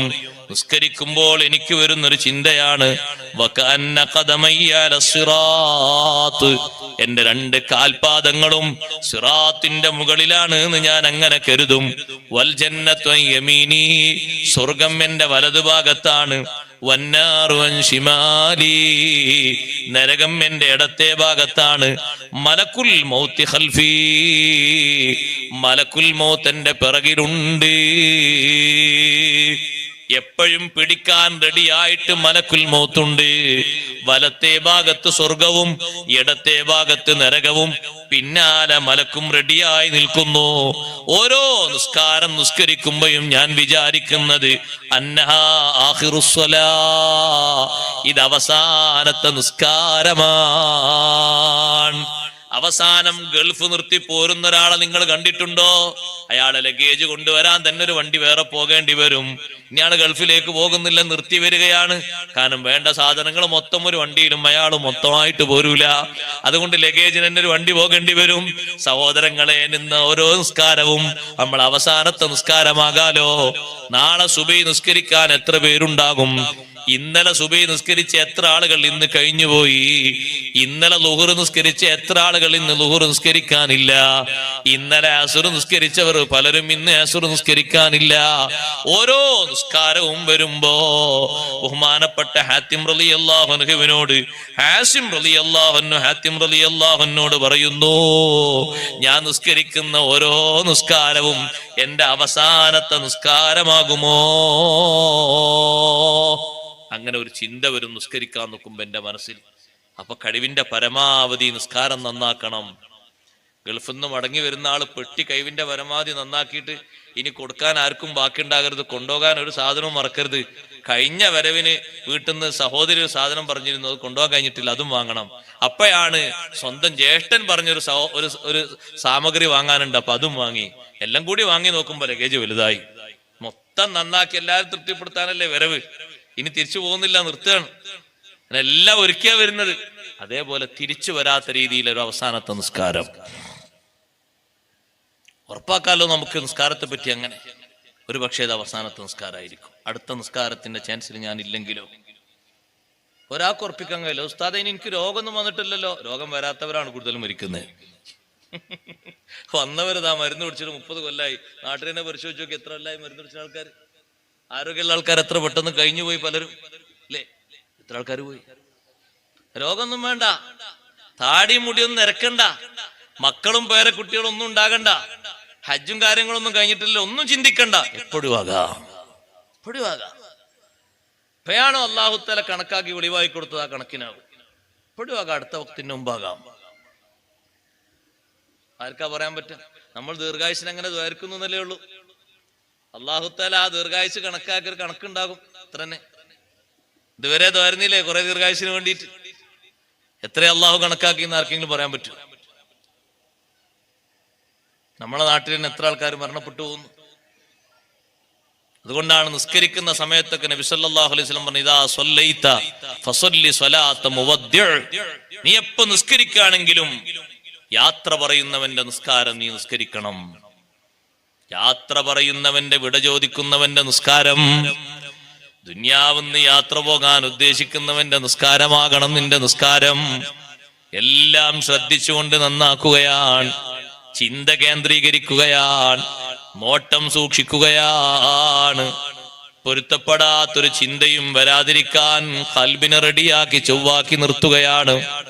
ഹാത്തിം റളിയല്ലാഹു അൻഹു പറയുന്നു, അങ്ങനൊക്കെ മനസ്സിൽ കൊണ്ടുവന്നിട്ട് ഞാനൊരു തക്ബീർ അങ്ങ് ചൊല്ലും.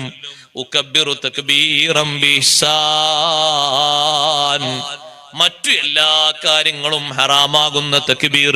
അതുകൊണ്ടല്ലേ തക്ബീറത്തുൽ ഇഹ്റാം എന്ന് പേര് വെച്ചത്. ഇനി എനിക്ക് സംസാരിക്കാൻ പറ്റൂല, ഒരാൾ വന്ന് സലാം പറഞ്ഞാൽ സലാം മടക്കാൻ പറ്റൂല, ഒരാളൊന്ന് ചോദിച്ചാൽ ഉത്തരം പറയാൻ പറ്റൂല. നിസ്കാരത്തിലല്ലാതിരിക്കും എനിക്ക് ഭക്ഷണം കഴിക്കായിരുന്നു, ഇനി ഭക്ഷണം കഴിക്കാൻ പറ്റൂല. നോക്കാൻ പാടില്ലാത്തതിലേക്കൊന്നും നോക്കാൻ പാടില്ല. ആവശ്യമില്ലാതെ തന്നെ ഒന്ന് തിരിഞ്ഞു നോക്കാൻ കൂടി പറ്റൂല. ആവശ്യമില്ലാതെ തിരിഞ്ഞു നോക്കുന്നത് കറാഹത്തല്ലേ? എല്ലാം എനിക്ക് വിലക്കപ്പെട്ടു പോയി. അള്ളാഹുവിനെ മനസ്സിൽ ഓർമ്മിച്ചുകൊണ്ട് ഒരൊറ്റ തക്ബീറങ്ങ് ഞാൻ ചൊല്ലും. സുമ്മ വഖറഉ ഖിറാഅതൻ ബിതഫക്കുർ, നല്ലോണം ചിന്തിച്ചുകൊണ്ട് ഞാൻ ഖുർആൻ ഓതും. സഹോദരങ്ങളെ, ചിന്തിച്ചു ഓതാനില്ലേ? ഫാത്തിഹ സൂറത്ത് ഓതുമ്പോ അല്ലാഹു തആല പറഞ്ഞില്ലേ, നിസ്കാരം അതിന്റെ പകുതി എനിക്കാണ്, പകുതി എന്റെ അടിമക്കാണ്. ഫാത്തിഹ സൂറത്തിന്റെ പകുതി നോക്കൂ. ബിസ്മില്ലാഹിർ റഹ്മാനിർ റഹീം. അള്ളാഹുവിന്റെ ഇസ്മ കൊണ്ട് നിസ്കാരം ആരംഭിക്കുകയാണ്. അള്ളാഹുവിനെ വാഴ്ത്തുന്നു. അള്ളാഹുവേ, നീ റഹ്മാനും റഹീമുമാണ്. നിനക്കല്ലേ റഹ്മാൻ റഹീം എന്നുള്ള വസ്ഫ് ചേരുന്നത്. ഏറ്റവും വലിയൊരു ഗുണമല്ലേ അള്ളാഹുവിനെ വിശേഷിപ്പിച്ചത്. മറ്റാർക്കും ഇതുപോലെ അല്ല ചെയ്യുന്ന ഗുണം ചെയ്യും പോലെ ചെയ്യാൻ കഴിയില്ലല്ലോ. എല്ലാ ആളുകൾക്കും വലിയ വിശാലമായ ഗുണം ചെയ്യുന്നവൻ റഹ്മാൻ.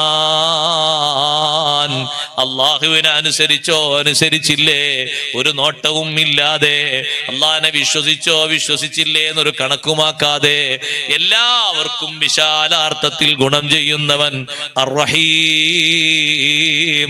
അള്ളാഹുവിനെ അനുസരിച്ചവർക്ക് മറ്റുള്ളവർക്ക് കണക്കാക്കാൻ കഴിയാത്ത അത്രയും ബഹുമാനങ്ങൾ നൽകിയിട്ട് വലിയ ഗുണം ചെയ്യുന്നവൻ. പിന്നെ പറയുന്നു അൽഹംദുലില്ലാഹി റബ്ബിൽ ആലമീൻ. സർവരക്ഷിതാവായ സർവലോകരക്ഷിതാവായ അള്ളാഹുവിനാണ് സർവസ്തുതിയും. ഞാൻ ഈ നിസ്കരിക്കാൻ വേണ്ടി നിന്നതിനും അതേ മാർക്ക് കൊടുക്കാനുള്ളത് അള്ളാഹുവിനാണ്. നിസ്കരിക്കാൻ എനിക്ക് ജീവൻ തന്നതും നിസ്കരിക്കുന്നതിന്റെ വുളു എടുക്കാൻ തൗഫീഖ് തന്നതും ഖിബിലക്ക് മുന്നിട്ട് നിൽക്കാൻ തന്നതും നിയ്യത്ത് വെക്കാൻ ഓർമ്മിപ്പിച്ചതും ഒക്കെ അള്ളാഹുവേ നീ തന്നെയല്ലേ. അൽഹംദുലില്ലാഹി റബ്ബിൽ ആലമീൻ. ലോകത്തെ നിയന്ത്രിക്കുന്ന പരിപാലിക്കുന്ന അള്ളാഹു. എന്തൊരു നിയന്ത്രണമാണ് അള്ളാഹുവിന്റെ നിയന്ത്രണം, എന്തൊരു പരിപാലനമാണ് അള്ളാഹുവിന്റെ പരിപാലനം. അള്ളാഹുവിന്റെ സൃഷ്ടികൾക്ക് മുഴുവനും റബ്ബ് സുബ്ഹാനഹു വ തആല ഭക്ഷണം കൊടുത്തിട്ട് റബ്ബിന് വല്ല കഴിവ് കുറവുമുണ്ടോ? സുഖങ്ങളും അധികാരങ്ങളും കൊടുത്തിട്ട് അള്ളാഹു തആലാക്ക് വല്ല കുറവും പറ്റിയോ? എന്തൊരു പരിപാലനമാണ് സഹോദരങ്ങളെ. ലില്ലാഹി റബ്ബിൽ ആലമീൻ. ലോകരെ പരിപാലിക്കുന്ന അള്ളാഹുവില്ലേ, ആ അള്ളാഹുവിനാണ് സർവസ്തുതിയും. അർ-റഹ്മാനിർ റഹീം. റബ്ബ് സുബ്ഹാനഹു വ തആല കൂടുതൽ കാരുണ്യം ചൊരിയുന്നവനാണ്. ഇഹത്തിലും പരത്തിലും കാരുണ്യം ചൊരിയുന്നവനാണ്. മാലിക് യൗമിദ്ദീൻ. പ്രതിഫല ദിവസത്തിലെ അധികാരിയായ അല്ലാഹു തആല ആർക്കും അധികാരമില്ലാത്തൊരു ദിവസമാണെന്ന്. ഇന്ന് അധികാരത്തിന്റെ പേരിൽ പലതും പറഞ്ഞേക്കും, പലതും ചെയ്തേക്കും. പക്ഷേ പ്രതിഫനാളിൽ അധികാരമുള്ളവൻ അന്ന് ശരിയായ നിലക്ക് ഭരണത്തിന്റെ വലുപ്പം കാണിച്ചു കൊടുക്കുന്നത് അല്ലാഹു മാത്രമാണ്. അപ്പൊ പരലോകവും അള്ളാഹുവിന്റെ എല്ലാ സിഫത്തുകളും, റബ്ബിന്റെ ജലാലിയത്തിന്റെ സിഫത്തും ജമാലിയത്തിന്റെ സിഫത്തും എന്ന് അറബിയിൽ പറയാം. അള്ളാഹുവിന്റെ കമാലിയത്തിന്റെ സിഫത്ത് മൊത്തം എണ്ണി പറഞ്ഞിട്ട് ഒരടിമ നിസ്കാരം ആരംഭിച്ച് ഫാത്തിഹ ഓതുമ്പോ ഫാത്തിഹയിലെ ഈ പകുതിയും അള്ളാഹുവിനാണ്. ഇത്രയും വലിയ സ്തുതിയൊക്കെ നടത്തിയിട്ട് അള്ളാഹുവിന്റെ മുന്നിൽ ഒരു പ്രതിജ്ഞ എടുക്കുന്നത് ഇയ്യാക നഅ്ബുദു വ ഇയ്യാക നസ്തഈൻ. അള്ളാഹുവേ, നിന്നെ ഞാൻ സമ്മതിച്ചു, അംഗീകരിച്ചു. നിന്റെ മഹത്വങ്ങൾ മുഴുവനും ഞാൻ എണ്ണിപ്പറഞ്ഞു. നിനക്ക് മാത്രമുള്ള അധികാരം സമ്മതിച്ചുകൊണ്ട് ഞാൻ പറയട്ടെ, ഇയ്യാക നഅ്ബുദു വ ഇയ്യാക നസ്തഈൻ. നിനക്ക് മാത്രം ഞങ്ങൾ ആരാധന നിർവഹിക്കുന്നു, നിന്നോട് മാത്രം ഞങ്ങൾ സഹായം ചോദിക്കുന്നു. റബ്ബിന്റെ മുന്നിൽ ഒരു അടിമ സമ്മതിച്ചുകൊണ്ട് പറയുന്നൊരു വാക്കാണ് സഹോദരങ്ങളെ. ഇയ്യാക്ക മുതൽ വലല്ലാലീൻ വരെ അടിമക്കുള്ള കാര്യമാണ്. പകുതി അടിമക്കും പകുതി അള്ളാഹുവിനുമാണ്. മാലിക് യൗമിദ്ദീൻ വരെ അള്ളാഹുവിന്റെ ഗുണവിശേഷണങ്ങൾ എണ്ണിപ്പറഞ്ഞു, അത് വാഴ്ത്തി പുകഴ്ത്തി പറഞ്ഞു സമ്മതിച്ചു. പിന്നെ അള്ളാഹുവിനോട് പ്രതിജ്ഞ ചെയ്തിട്ട് ഇതൊക്കെ എണ്ണി പറഞ്ഞിട്ടൊരു വലിയ ഖനപ്പെട്ട ചോദ്യം, ഇഹ്ദിനസ് സിറാത്തുൽ മുസ്തഖീം. അതുകൊണ്ട് അല്ലാഹ്, നിന്നോട് എനിക്ക് ചോദിക്കാനുള്ള ഏറ്റവും വലിയ സഹായം ഞാൻ നിന്നോട് മാത്രം സഹായം ചോദിക്കുന്നു എന്നല്ലേ പറഞ്ഞത്? ഏറ്റവും വലിയ സഹായം എന്താണെന്നറിയോ? എന്റെ കുടുംബത്തിന് നീ ഭക്ഷണം നൽകണമെന്നല്ല, എനിക്ക് വീട് നൽകണമെന്നല്ല, എനിക്ക് സാമ്പത്തിക പുരോഗതി നൽകണമെന്നല്ല. ഏറ്റവും വലിയ സഹായം ഇഹ്ദിനസ് സിറാത്തൽ മുസ്തഖീം, നേരായ പാന്താവിൽ ഞങ്ങളെ ചേർത്തി തരണേ അല്ലാ. അതാണ് ഏറ്റവും വലിയ സഹായം. അള്ളാഹുവിനോട് അർത്ഥിക്കുന്ന സഹായങ്ങളിൽ ഏറ്റവും വലിയ സഹായം ഹിദായത്താണ്. നേരായ വഴിയിലേക്ക് ചേർത്തി തരണം. വിശ്വാസരംഗത്തും കർമ്മരംഗത്തും അനുഷ്ഠാന രംഗത്തും ആത്മീയ രംഗത്തും ഒക്കെ സിറാത്തുൽ മുസ്തഖീം. തെറ്റിപ്പോകാൻ പാടില്ല പടച്ചോനെ. പിന്നെയും അള്ളാഹുവിനോട് ആവർത്തിച്ച് അതേ ചോദ്യം ചോദിക്കുകയാണ്. ഒരു ചോദ്യം സഹോദരങ്ങളെ ഒരു തവണ ചോദിച്ചാ പോരാ. അതിന്റെ തെളിവല്ലേ നിസ്കാരം? നിസ്കാരത്തിൽ ഈ ചോദിക്കുന്ന ചോദ്യം മൊത്തം കൂട്ടി നോക്കുമ്പോ 17 തവണയില്ലേ? ഫർളിൽ മാത്രം ഒരേ ചോദ്യം 17 തവണ ചോദിക്കുന്നില്ലേ? ഒരൊറ്റ ഫാത്തിഹയിൽ തന്നെ ഒരു തവണയല്ല, പിന്നെയും ചോദിക്കുന്നു അതേ ചോദ്യം. സിറാത്തുല്ലദീന അൻഅംത അലൈഹിം. ആദ്യം ചോദ്യത്തിന്റെ അതേ വിശദീകരണമാണ് പിന്നെയും പറയുന്നത്. നീ അനുഗ്രഹം ചെയ്ത അമ്പിയാക്കൾ, ഔലിയാക്കൾ, ശുഹദാക്കൾ, സ്വാലിഹീങ്ങൾ, അവരുടെ മാർഗത്തിലേക്ക് ചേർത്തി തരണേ. ഇഹ്ദിനസ് സിറാത്തൽ മുസ്തഖീം എന്നതല്ലേ ആ പറഞ്ഞത്? അത് തന്നെയല്ലേ വീണ്ടും ചോദിക്കുന്നത്? സിറാത്തുല്ലദീന അൻഅംത അലൈഹിം വിശദമായിട്ട് തന്നെ ചോദിക്കട്ടെ. അല്ലാ, നീ അനുഗ്രഹം ചെയ്ത മഹാന്മാരില്ലേ, അവരെ മാർഗത്തിലേക്ക് തന്നെ ചേർത്തി തരണം. ഗൈരിൽ മഗ്ലൂബി അലൈഹിം വലല്ലാലീൻ. നിന്റെ കോപത്തിന് വിധേയപ്പെട്ടവരല്ലാത്ത, നിന്റെ മാർഗത്തിൽ നിന്ന് വ്യതിചലിച്ചു പോയ ആളുകളല്ലാത്ത അവരാ ടീമിലേക്ക് എന്നെ നീ ചേർക്കരുത്. നേരായ മാർഗത്തിലേക്ക്, അമ്പിയാക്കളെ, ഔലിയാക്കളെ, ശുഹദാക്കളെ, സ്വാലിഹീങ്ങളെ മാർഗത്തിലേക്ക് ചെന്നെ എന്നെ നീ ചേർത്തി തരണേ അല്ലാ. ഈ ചോദ്യം കൊണ്ട് ചോദിക്കുമ്പോ ഇത് അടിമക്ക് വേണ്ടി അള്ളാഹുവിനോടുള്ള ചോദ്യമാണ്. പകുതി അടിമക്കും പകുതി ഉടമസ്ഥനായ റബ്ബിനും. നല്ലോണം ചിന്തിച്ചുകൊണ്ട് ഫാത്തിഹ ഓതണം. ഫാത്തിഹയുടെ അർത്ഥം ചിന്തിക്കണം ഓതുമ്പോ. സൂറത്തിന്റെ അർത്ഥം ചിന്തിക്കണം. സൂറത്ത് ഓതുമ്പോ സൂറത്തിന്റെ അർത്ഥം ചിന്തിക്കണം. മഅ്മൂമായി നിൽക്കുന്ന ഒരാള് ഇമാമ് സൂറത്ത് ഓതുമ്പോ സൂറത്ത് ഏറ്റു ഓതാൻ പാടില്ല. അത് കറാഹത്താണ്. ചില ആളുകളൊക്കെ കാണാൻ വെള്ളിയാഴ്ച രാവിലൊക്കെ സബ്ബീസ്മാണ്ട് ഓതിയാ പിന്നെ അവരെ ഇമാം നിർത്താൻ തോന്നും. സുബ്ഹാനല്ലാഹ്. ഇമാം ഇങ്ങനെ സബ്ബീസ്മ തുടങ്ങുമ്പോഴേക്ക് ബാക്കിന്ന് കുറെ ആൾക്കാർ തുടങ്ങുന്നുണ്ടാവും. നിങ്ങൾക്ക് മാത്രമല്ല അറിയാം, നമുക്കും അറിയാം. നിങ്ങൾ ഓതിക്കൊള്ളി കൂടെ നമ്മൾ ഓതാ. ആരും ഓതണ്ട. ആ ഓത്ത് കേൾക്കാണ് വേണ്ടത്. എന്തിനാ കേൾക്കുന്നത്? അർത്ഥം ചിന്തിച്ചുകൊണ്ട് കേൾക്കുക. അർത്ഥം അറിയണം. അപ്പൊ അർത്ഥം പഠിക്കണം എന്നായി. പഠിക്കലൊരു പ്രത്യേക കാര്യം തന്നെയാണ്. ഫാത്തിഹ സൂറത്ത് ഓതുമ്പോ ഓരോ ആയത്തിന്റെയും അർത്ഥതലങ്ങൾ മനസ്സിരുത്തിയാൽ പിന്നെ മനസ്സ് വേറെ എടുക്കും പോകൂല. മനസ്സ് മുഴുവനും നിസ്കാരത്തിലായിരിക്കും. അർത്ഥം ചിന്തിച്ചുകൊണ്ട് ഫാത്തിഹ സൂറത്ത് ഓതണം. ഭക്തി ഉണ്ടാകണ്ടേ നിസ്കാരത്തിൽ? ഖുശൂ ഉണ്ടാകണമെങ്കിൽ അതിന്റെ പ്രധാനപ്പെട്ട ഒരു മാർഗമാണ് അത്തദബ്ബുർ, അർത്ഥം ചിന്തിക്കുക. ഓതുന്ന ചൊല്ലുന്ന ദിക്റുകളുടെ അർത്ഥം ചിന്തിക്കുക. എത്ര അർത്ഥവത്തായ ദിക്റാണ് തുടക്കത്തിൽ തന്നെ നാം ചൊല്ലുന്ന വജ്ജഹ്തു പ്രതിജ്ഞ. വലിയ അർത്ഥമല്ലേ സഹോദരങ്ങളെ അതിനുള്ളത്? ആ അർത്ഥങ്ങളൊക്കെ ചിന്തിച്ചുകൊണ്ട് ഭക്തി ഉണ്ടാക്കിയിട്ട് വേണം നിസ്കാരം. നല്ലോണം ചിന്തിച്ചുകൊണ്ട് ഞാൻ ഖുർആൻ ഓതും. വിനയത്തോടെ ഞാൻ അള്ളാഹുവിന് റുക്കൂ ചെയ്യും. ആരെ മുന്നിലാ കുനിഞ്ഞു നിൽക്കുന്നത്?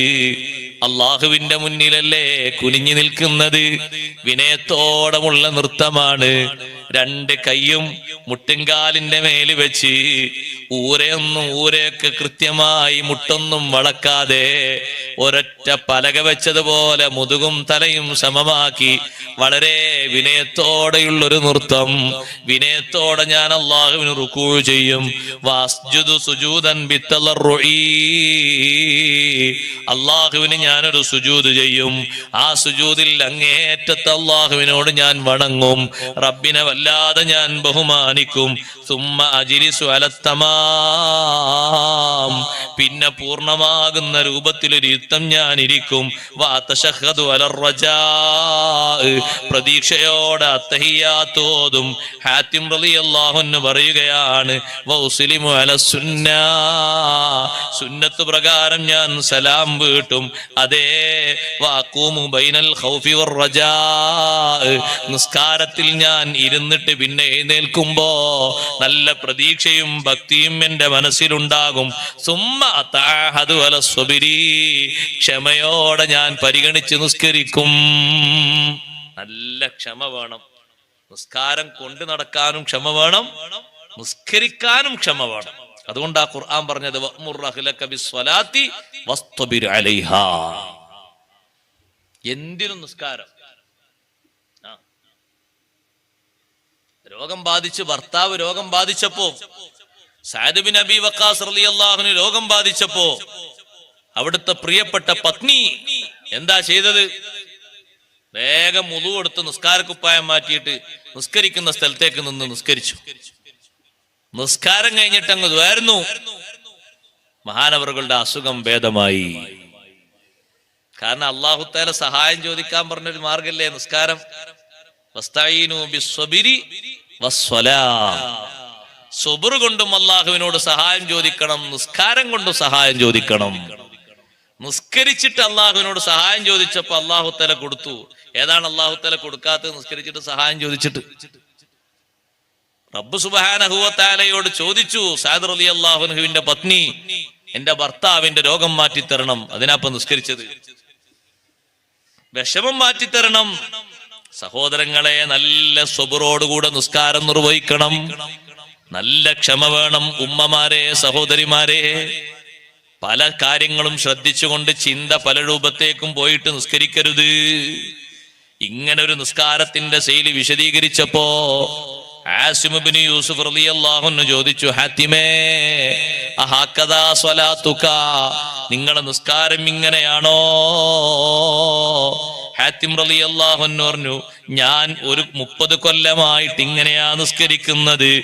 ആസിം റളിയല്ലാഹു അൻഹു കരഞ്ഞിട്ട് പറഞ്ഞു, മാ സ്വല്ലൈതു മിൻ സ്വലാത്തി മിസ്ല ഹാദാ ഖത്തു, ഇതുപോലെ ഒരൊറ്റ നിസ്കാരവും എനിക്ക് നിസ്കരിക്കാൻ കഴിഞ്ഞിട്ടില്ലല്ലോ.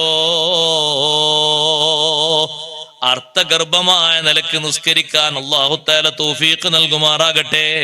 സഹോദരങ്ങളെ, പൂർണ്ണമായ നിസ്കാരം, ആ നിസ്കാരത്തിന് വലിയ മാർഗമുണ്ട്, നിസ്കാരത്തിന് വലിയ ശ്രേഷ്ഠതയുണ്ട്. നിസ്കാരം വലിയ ഭംഗിയോടുകൂടെ നിസ്കരിക്കണം. ഉമ്മമാരെ, നിസ്കാരക്കുപ്പായം അത് നന്നായി മറവോടുകൂടെ സ്വീകരിച്ചുകൊണ്ട് ഒരൊറ്റ മുടിയും പുറത്തേക്ക് വെളിവാകാത്ത വിധം നല്ല ശ്രദ്ധയോടുകൂടെ തന്നെ, മറവോടുകൂടെ തന്നെ നിസ്കാരം നിർവഹിച്ചുകൊണ്ട് അള്ളാഹുവിലേക്ക് ഭക്തിപൂർവം നിസ്കാരത്തിൽ കാര്യങ്ങൾ ചോദിക്കണം. എത്ര ചെറിയ വിഷയമാണെങ്കിലും വലിയ വിഷയമാണെങ്കിലും നിസ്കാരത്തിൽ റബ്ബ് സുബ്ഹാനഹു വ തആലയോട് ചോദിക്കുമ്പോ റബ്ബ് സുബ്ഹാനഹു വ തആല അതിന് പരിഹാരം തരുന്നു. വലിയ പ്രശ്നങ്ങൾക്ക് വേണ്ടി പരിഹാരം കണ്ടെത്തിയ മാർഗമാണ് നിസ്കാരം. ലോകത്തിന്റെ നേതാവ് സയ്യിദുനാ റസൂലുള്ളാഹി സ്വല്ലല്ലാഹു അലൈഹി വസല്ലം തങ്ങൾക്ക് എന്ത് പ്രതിസന്ധി വന്നാലും തങ്ങൾ ആദ്യം ചെയ്യുന്ന കാര്യം നിസ്കാരമാണ്. നിസ്കരിച്ചുകൊണ്ട് അള്ളാഹുവിനോട് ചോദിക്കുന്ന ചോദ്യമാണ്.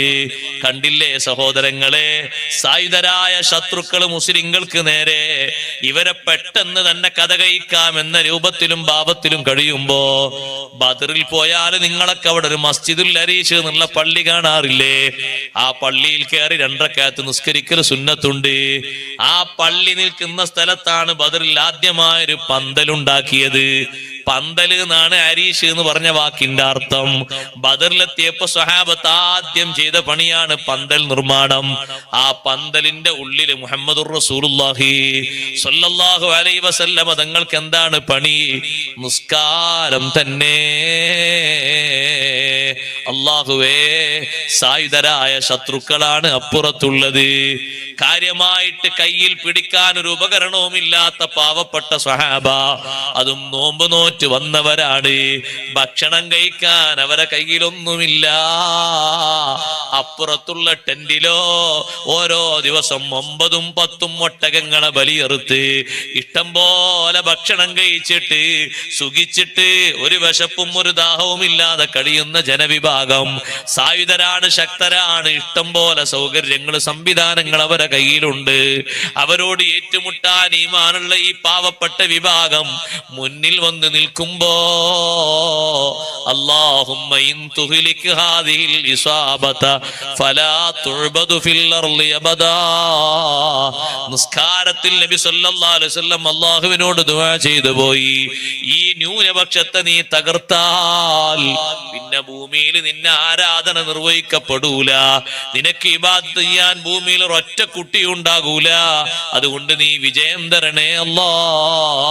ഒരുപാട് നേരം സുജൂദിൽ അങ്ങനെ നെറ്റിവെച്ചപ്പോ അലി ഇബ്നു അബീ ത്വാലിബ് റളിയല്ലാഹു അൻഹു പറഞ്ഞു, സുജൂദിൽ പതിവില്ലാത്ത അത്രയും നേരം തങ്ങൾ ഇങ്ങനെ നെറ്റിവെച്ച് ഇരിക്കുമ്പോ സുജൂദിലായി നെറ്റിവെച്ച് കുറെ നേരം കഴിഞ്ഞപ്പോ ഞാനൊന്ന് അടുത്തേക്ക് കാതടുപ്പിച്ച് വെച്ച് നോക്കി. ആവർത്തിച്ച് സുജൂദിൽ പറയുന്നുണ്ട്, യാ ഹയ്യു യാ ഖയ്യൂം, യാ ഹയ്യു യാ ഖയ്യൂം. ആ സുജൂദ് കഴിഞ്ഞ് അത്തഹിയാത്ത് കഴിഞ്ഞ് സലാം വീട്ടിയപ്പോഴേക്ക് ആയിരക്കണക്കിന് മലക്കുകൾ പതാകയും പിടിച്ച് തായോട്ടിറങ്ങി. സലാം വീട്ടിയപ്പോഴേക്ക് തന്നെ നബി സല്ലല്ലാഹു അലൈഹി വസല്ലം പറഞ്ഞു, ഖദ് ജാഅത്തിൽ ബുശ്റാ, ഖദ് ജാഅത്തിൽ ബുശ്റാ. അല്ലാഹുവിന്റെ ഭാഗത്തു നിന്ന് സന്തോഷം വന്നു, സന്തോഷം വന്നുപോയി. അല്ലാഹുവിന്റെ ഭാഗത്തു നിന്ന് സന്തോഷം വന്നുപോയി. നിസ്കാരത്തിലാണ് അല്ലാഹുവിനോട് ദുആ ചെയ്തത്. നിസ്കാരം കൊണ്ട് കിട്ടുന്ന പരിഹാരം പോലെ നിസ്കാരത്തിൽ അള്ളാഹുവിനോട് ചോദിച്ചാൽ, മലയാളത്തിലല്ലോ ചോദിക്കേണ്ടത്, അറബിയിൽ ചോദിക്ക. ബുദ്ധിമുട്ടാകുന്ന ബുദ്ധിമുട്ട്, രോഗം മാറാൻ അല്ലാഹുമ്മ ശ്ഫി അംറാദീൻ ദ്വാരക്കാൻ അറിയില്ലേ? ആർക്കറിയാത്തത്? ആവശ്യം മാറാൻ അല്ലാഹുമ്മ ഖ്ളി ഹാജത്തി, അല്ലാഹുവേ എന്റെ ആവശ്യം മനസ്സിലങ്ങ് കരുതിക്കോളൂ. എല്ലാത്തിനും പറ്റിയ ദ്വായാണല്ലോ അല്ലാഹുമ്മ ഖ്ളി ഹാജത്തി, എന്റെ ആവശ്യം നീ നടപ്പിലാക്കി തരണം, എന്റെ ആവശ്യം നീ വീട്ടി തരണം. അല്ലാഹുമ്മ ഖ്ളി ഹാജത്തി. അള്ളാഹുവിനോട് ചോദിക്കാണ് സുജൂദിൽ നെറ്റിവെച്ച് ശ്രേഷ്ഠ അവയവങ്ങളൊക്കെ വെച്ച് ചോദിക്കുന്ന ഒരു മുഅ്മിന്റെ ചോദ്യം അല്ലാഹു തആല ഖായിബാക്കൂല. അല്ലാഹു തആല നോക്കുന്നത് എന്റെ അടിമ അവന്റെ ഏറ്റവും ശ്രേഷ്ഠതയുള്ള അവയവമായ മുഖം, നെറ്റിയും മൂക്കും, അവന്റെ ശ്രേഷ്ഠമായ 2 കൈകളും, അവന്റെ മുട്ടിൻകാലും കാൽപാദവും എന്നിലേക്ക് സമർപ്പിച്ചുകൊണ്ട് എന്നോട് ചോദിക്കുന്നൊരു ചോദ്യമാണ്. അത് വെറുതെ ആക്കാൻ പറ്റൂല. അത് നന്നായ രൂപത്തിൽ അല്ലാഹു തആല സ്വീകരിക്കും. എത്ര പ്രതിസന്ധിയുള്ള ഘട്ടത്തിലും അങ്ങനെ തന്നെ. ബഹുമാനപ്പെട്ട ഖലീലുല്ലാഹി ഇബ്രാഹിം അലൈഹിസ്സലാത്തു വസ്സലാം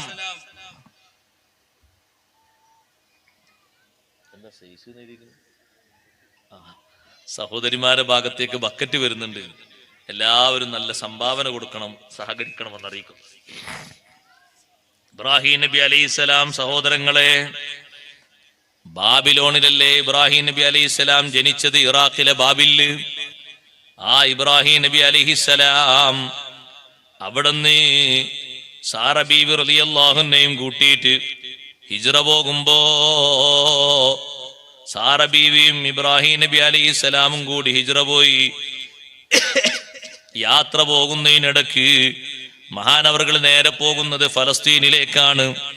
ആ പോകുന്ന പോക്കില് ഇബ്രാഹിം നബി അലൈഹിസ്സലാം വലിയ പരീക്ഷണത്തിന് വിധേയപ്പെടുകയാണ്. ചെറിയ പരീക്ഷണമല്ല, വലിയൊരു പരീക്ഷണം. ഇബ്രാഹിം നബി അലൈഹിസ്സലാമിന്റെ കൂടെയുള്ള സാറ ബീവി റളിയല്ലാഹു അൻഹാ നല്ല സൗന്ദര്യമുള്ള വനിതയാണ്. സുബ്ഹാനല്ലാഹ്. യാത്ര പോകുന്ന സമയത്ത് വഴിയിൽ വെച്ച് ഇബ്രാഹിം നബി അലൈഹിസ്സലാമിനെ തടഞ്ഞു വെച്ചു പോയി. അപ്പോഴാണ് ആരാ തടഞ്ഞത്? ആ നാട് ഭരിക്കുന്ന ധിക്കാരിയായ സ്വേച്ഛാധിപതിയായ ഒരു രാജാവുണ്ട്. ആ രാജാവ് വലിയ കരുത്തനാണ്, വലിയ ശക്തനാണ്. രാജാവ് ആളെ വിട്ട് തടയാൻ കാരണം ഇബ്രാഹിം നബി അലൈഹിസ്സലാമിന്റെ കൂടെ പോകുന്ന ഭാര്യയുടെ സൗന്ദര്യം കണ്ടിട്ടാണ്. രാജാവിനോട് വന്നിട്ട് പറഞ്ഞു, രാജാവേ, ഇതാ ഒരു ഭാര്യയും ഭർത്താവാണ് എന്ന് തോന്നുന്നുണ്ട്. നല്ല സൗന്ദര്യമുള്ളൊരു പെണ്ണ് ഒരു ഭർത്താവിന്റെ കൂടെ യാത്ര പോകുന്നുണ്ട്. അതേ വിവരം പറഞ്ഞപ്പോ തടഞ്ഞു വെക്കപ്പെട്ടു പോയി. തടഞ്ഞു വെച്ചിട്ട് പറഞ്ഞു, നിങ്ങളെ ഈ കൂടെയുള്ള ഭാര്യയില്ലേ? ഇബ്രാഹിം നബി അലൈഹിസ്സലാം പറഞ്ഞു, ഇതെന്റെ സഹോദരിയാണ്. കളവല്ല, സഹോദരി എന്ന് പറഞ്ഞാൽ ഈമാനിൽ ഉള്ള സഹോദരി. ഭാര്യ എന്ന് പറഞ്ഞാൽ പിടിച്ചുകൊണ്ടുപോകും. സഹോദരി എന്ന് വേറെ എന്തെങ്കിലും മറുപടികളൊക്കെ പറഞ്ഞാ പോയിക്കോട്ടെ എന്ന് പറയും. വേറൊരാളെ ഭാര്യയാണെങ്കിൽ രാജാവിന് വലിയ ഇഷ്ടമാണ് വേറൊരാളെ ഭാര്യയെ കിട്ടാൻ. ഏറ്റവും മോശപ്പെട്ട പണിയാണല്ലോ. ആരാന്റെ ഭാര്യനെ കാണുമ്പോൾ നോക്കുന്നു ചില ആളുകൾക്ക് വലിയ ഇഷ്ടമാണ്. ആരാന്റെ ഭാര്യയെ കാണുമ്പോൾ എന്ത് നോക്കാനാ സഹോദരങ്ങളെ? വേറൊരാൾ നിക്കാഹിദില്ലേ, ഞാൻ എന്ത് നോക്കാനാ? വേറൊരാൾ നിക്കാഹിത് വേറൊരാളെ കൂടെ ജീവിക്കല്ലേ, നമ്മൾ നോക്കിയിട്ട് വല്ല കാര്യമുണ്ടോ? എന്തെങ്കിലും കിട്ടുമോ? ഒന്നും കിട്ടൂല. പിന്നെ എന്തിനാ വെറുതെ നോക്കുന്നത്? നമുക്ക് നമ്മളെ ഭാര്യനെ തന്നെ നോക്കാം, ആവർത്തിച്ച് നോക്കിയോളൂ, കുഴപ്പമൊന്നുമില്ല. ഒരു കസേര ഇട്ടിരുന്നിട്ട് അങ്ങനെ നോക്കിയാൽ മതി. പുരയിൽ കുറെ നേരം നോക്കിക്കോളൂ, സുന്നത്ത് ഒരുപാട് കിട്ടും, ഒരു ബുദ്ധിമുട്ടില്ല. ആരാന്റെ ഭാര്യ നോക്കി എന്തെങ്കിലും കിട്ടുമോ? ഒന്നും കിട്ടൂല. കിട്ടും, ശിക്ഷ കിട്ടും, ഹറാമിന്റെ കുറ്റം കിട്ടും. വേറെ ആളെ ഭാര്യ നമ്മൾക്ക് നോക്കിയിട്ട് എന്താ കാര്യം? പക്ഷെ വേറൊരാളെ ഭാര്യ എന്ന് പറഞ്ഞാൽ ഈ രാജാവിന് വലിയ താല്പര്യമാണ്. ആള് വിടൂല, ഭാര്യ എന്ന് പറഞ്ഞാൽ വിടൂല.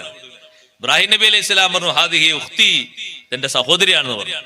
പറഞ്ഞേ കളവൊന്നുമല്ല, ഈമാനിൽ സാഹോദര്യം എന്ന അർത്ഥത്തിലാണ് ഇബ്രാഹിം നബി അലൈഹി സ്വലാം അങ്ങനെ പറഞ്ഞത്.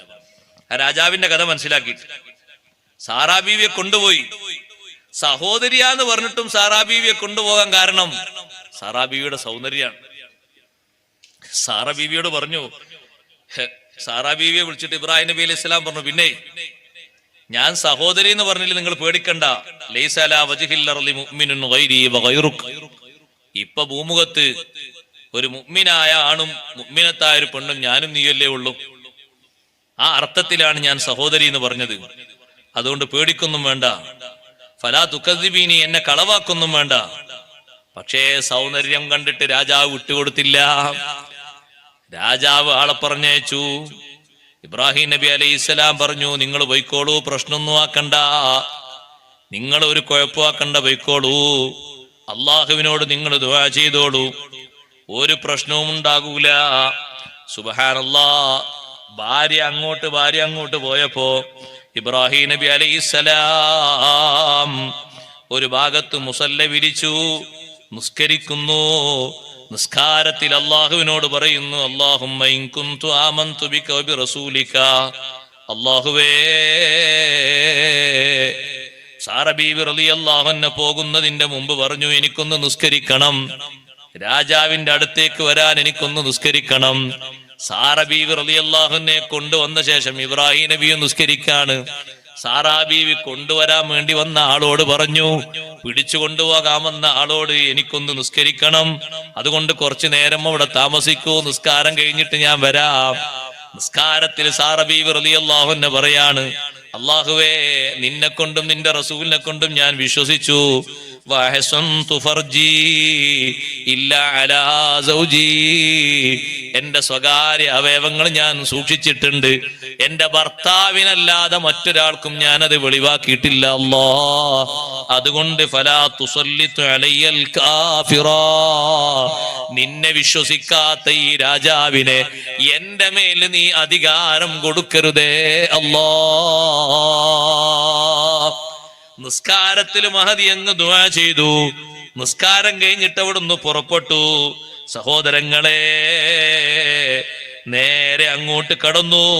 അബൂ ഹുറൈറ റളിയല്ലാഹു അൻഹു പറയാണ്, രാജാവിന്റെ അടുത്തേക്ക് പോകുന്നതിന്റെ മുമ്പ് നിസ്കാരം നിർവഹിച്ചിട്ട് നേരെ ബഹുമാനപ്പെട്ട സാറ ബീവി റളിയല്ലാഹു അൻഹ അങ്ങോട്ട് ചെന്നപ്പോൾ ഒരു റൂമിലേക്ക് സാറ ബീവി റളിയല്ലാഹു അൻഹയെ കടത്താൻ വേണ്ടി പറഞ്ഞു. ആ റൂമിൽ വലിയ അലങ്കാരമുള്ള റൂമാണ്. ആ റൂമിലേക്ക് രാജാവ് അങ്ങ് ചെന്നപ്പോ രാജാവിനതാ മാനസികമായി ഒരു വിഭ്രാന്തി വരികയാണ്. അടുക്കാൻ കഴിയുന്നില്ല, തൊടാൻ പറ്റുന്നില്ല. സാറ ബീവി റളിയല്ലാഹു അൻഹയുടെ സമീപത്തേക്ക് കയ്യിലേക്ക് ഒന്ന് തൊടാൻ പോയിട്ട് രാജാവിനൊന്ന് സ്പർശിക്കാൻ പോലും കഴിയുന്നില്ല, അടുത്തിരിക്കാൻ പോലും പറ്റുന്നില്ല. ആദ്യഘട്ടത്തിൽ ആ റൂമിലേക്ക് പോയിട്ട് രാജാവ് വെപ്രാളത്തോടെ പേടിയോടെ ആകെ വീർത്തു കുളിച്ച് പുറത്തേക്ക് വന്നിട്ട് ചോദിച്ചു, നിങ്ങൾ എന്റെ റൂമിലേക്ക് കൊണ്ടുവന്നിരിക്കുന്നത് ഒരു പെണ്ണിനെയാണോ അതല്ലെങ്കിൽ ഒരു ശൈത്താനെയാണോ? രാജാവെ, നിങ്ങൾ കൊണ്ടുവരാൻ പറഞ്ഞ സാറാന്ന് പേരുള്ള നല്ല സൗന്ദര്യവതിയായ പെണ്ണാണത്. നിങ്ങൾക്ക് പെട്ടെന്ന് കണ്ടപ്പോ ഭംഗിയിൽ ഇങ്ങനെ കൂടുതൽ ആലോചിച്ചിട്ട് ഒക്കെ എന്തോ വെപ്രാളം വന്നിട്ടുണ്ടാവും. രാജാവ് രണ്ടാമത് ഒന്നുകൂടി ഒരുങ്ങി ശരിയായി, നല്ല സമാധാന അവസ്ഥയും മറ്റൊക്കെ. പുറത്തു നോക്കുമ്പോ രോഗാവസ്ഥയൊന്നുമില്ല, ഉള്ളിലേക്ക് രണ്ടാമതും കയറിയപ്പോ സുബ്ഹാനല്ലാഹ് വീണ്ടും രണ്ടാമതും ഒന്നാമത്തതിനേക്കാൾ കൂടുതൽ വിഷമം രാജാവിന് അനുഭവപ്പെട്ടു. രാജാവ് വീണ്ടും പുറത്തേക്ക് വന്നു. മൂന്നാം തവണ നല്ല ശ്രമങ്ങൾ നടത്തി ഉള്ളിലേക്ക് പോയിട്ട് രാജാവ് പറഞ്ഞു, ഒരിക്കലും എനിക്ക് അടുക്കാൻ പറ്റുന്നില്ല, എന്നെ കൊന്നുകളയുമോ എന്ന് ഞാൻ പേടിച്ചുപോയി. ഒരു ശൈത്താനെയാണ് നിങ്ങൾ എന്റെ അടുത്തേക്ക് കൊണ്ടുവന്നിരിക്കുന്നത്.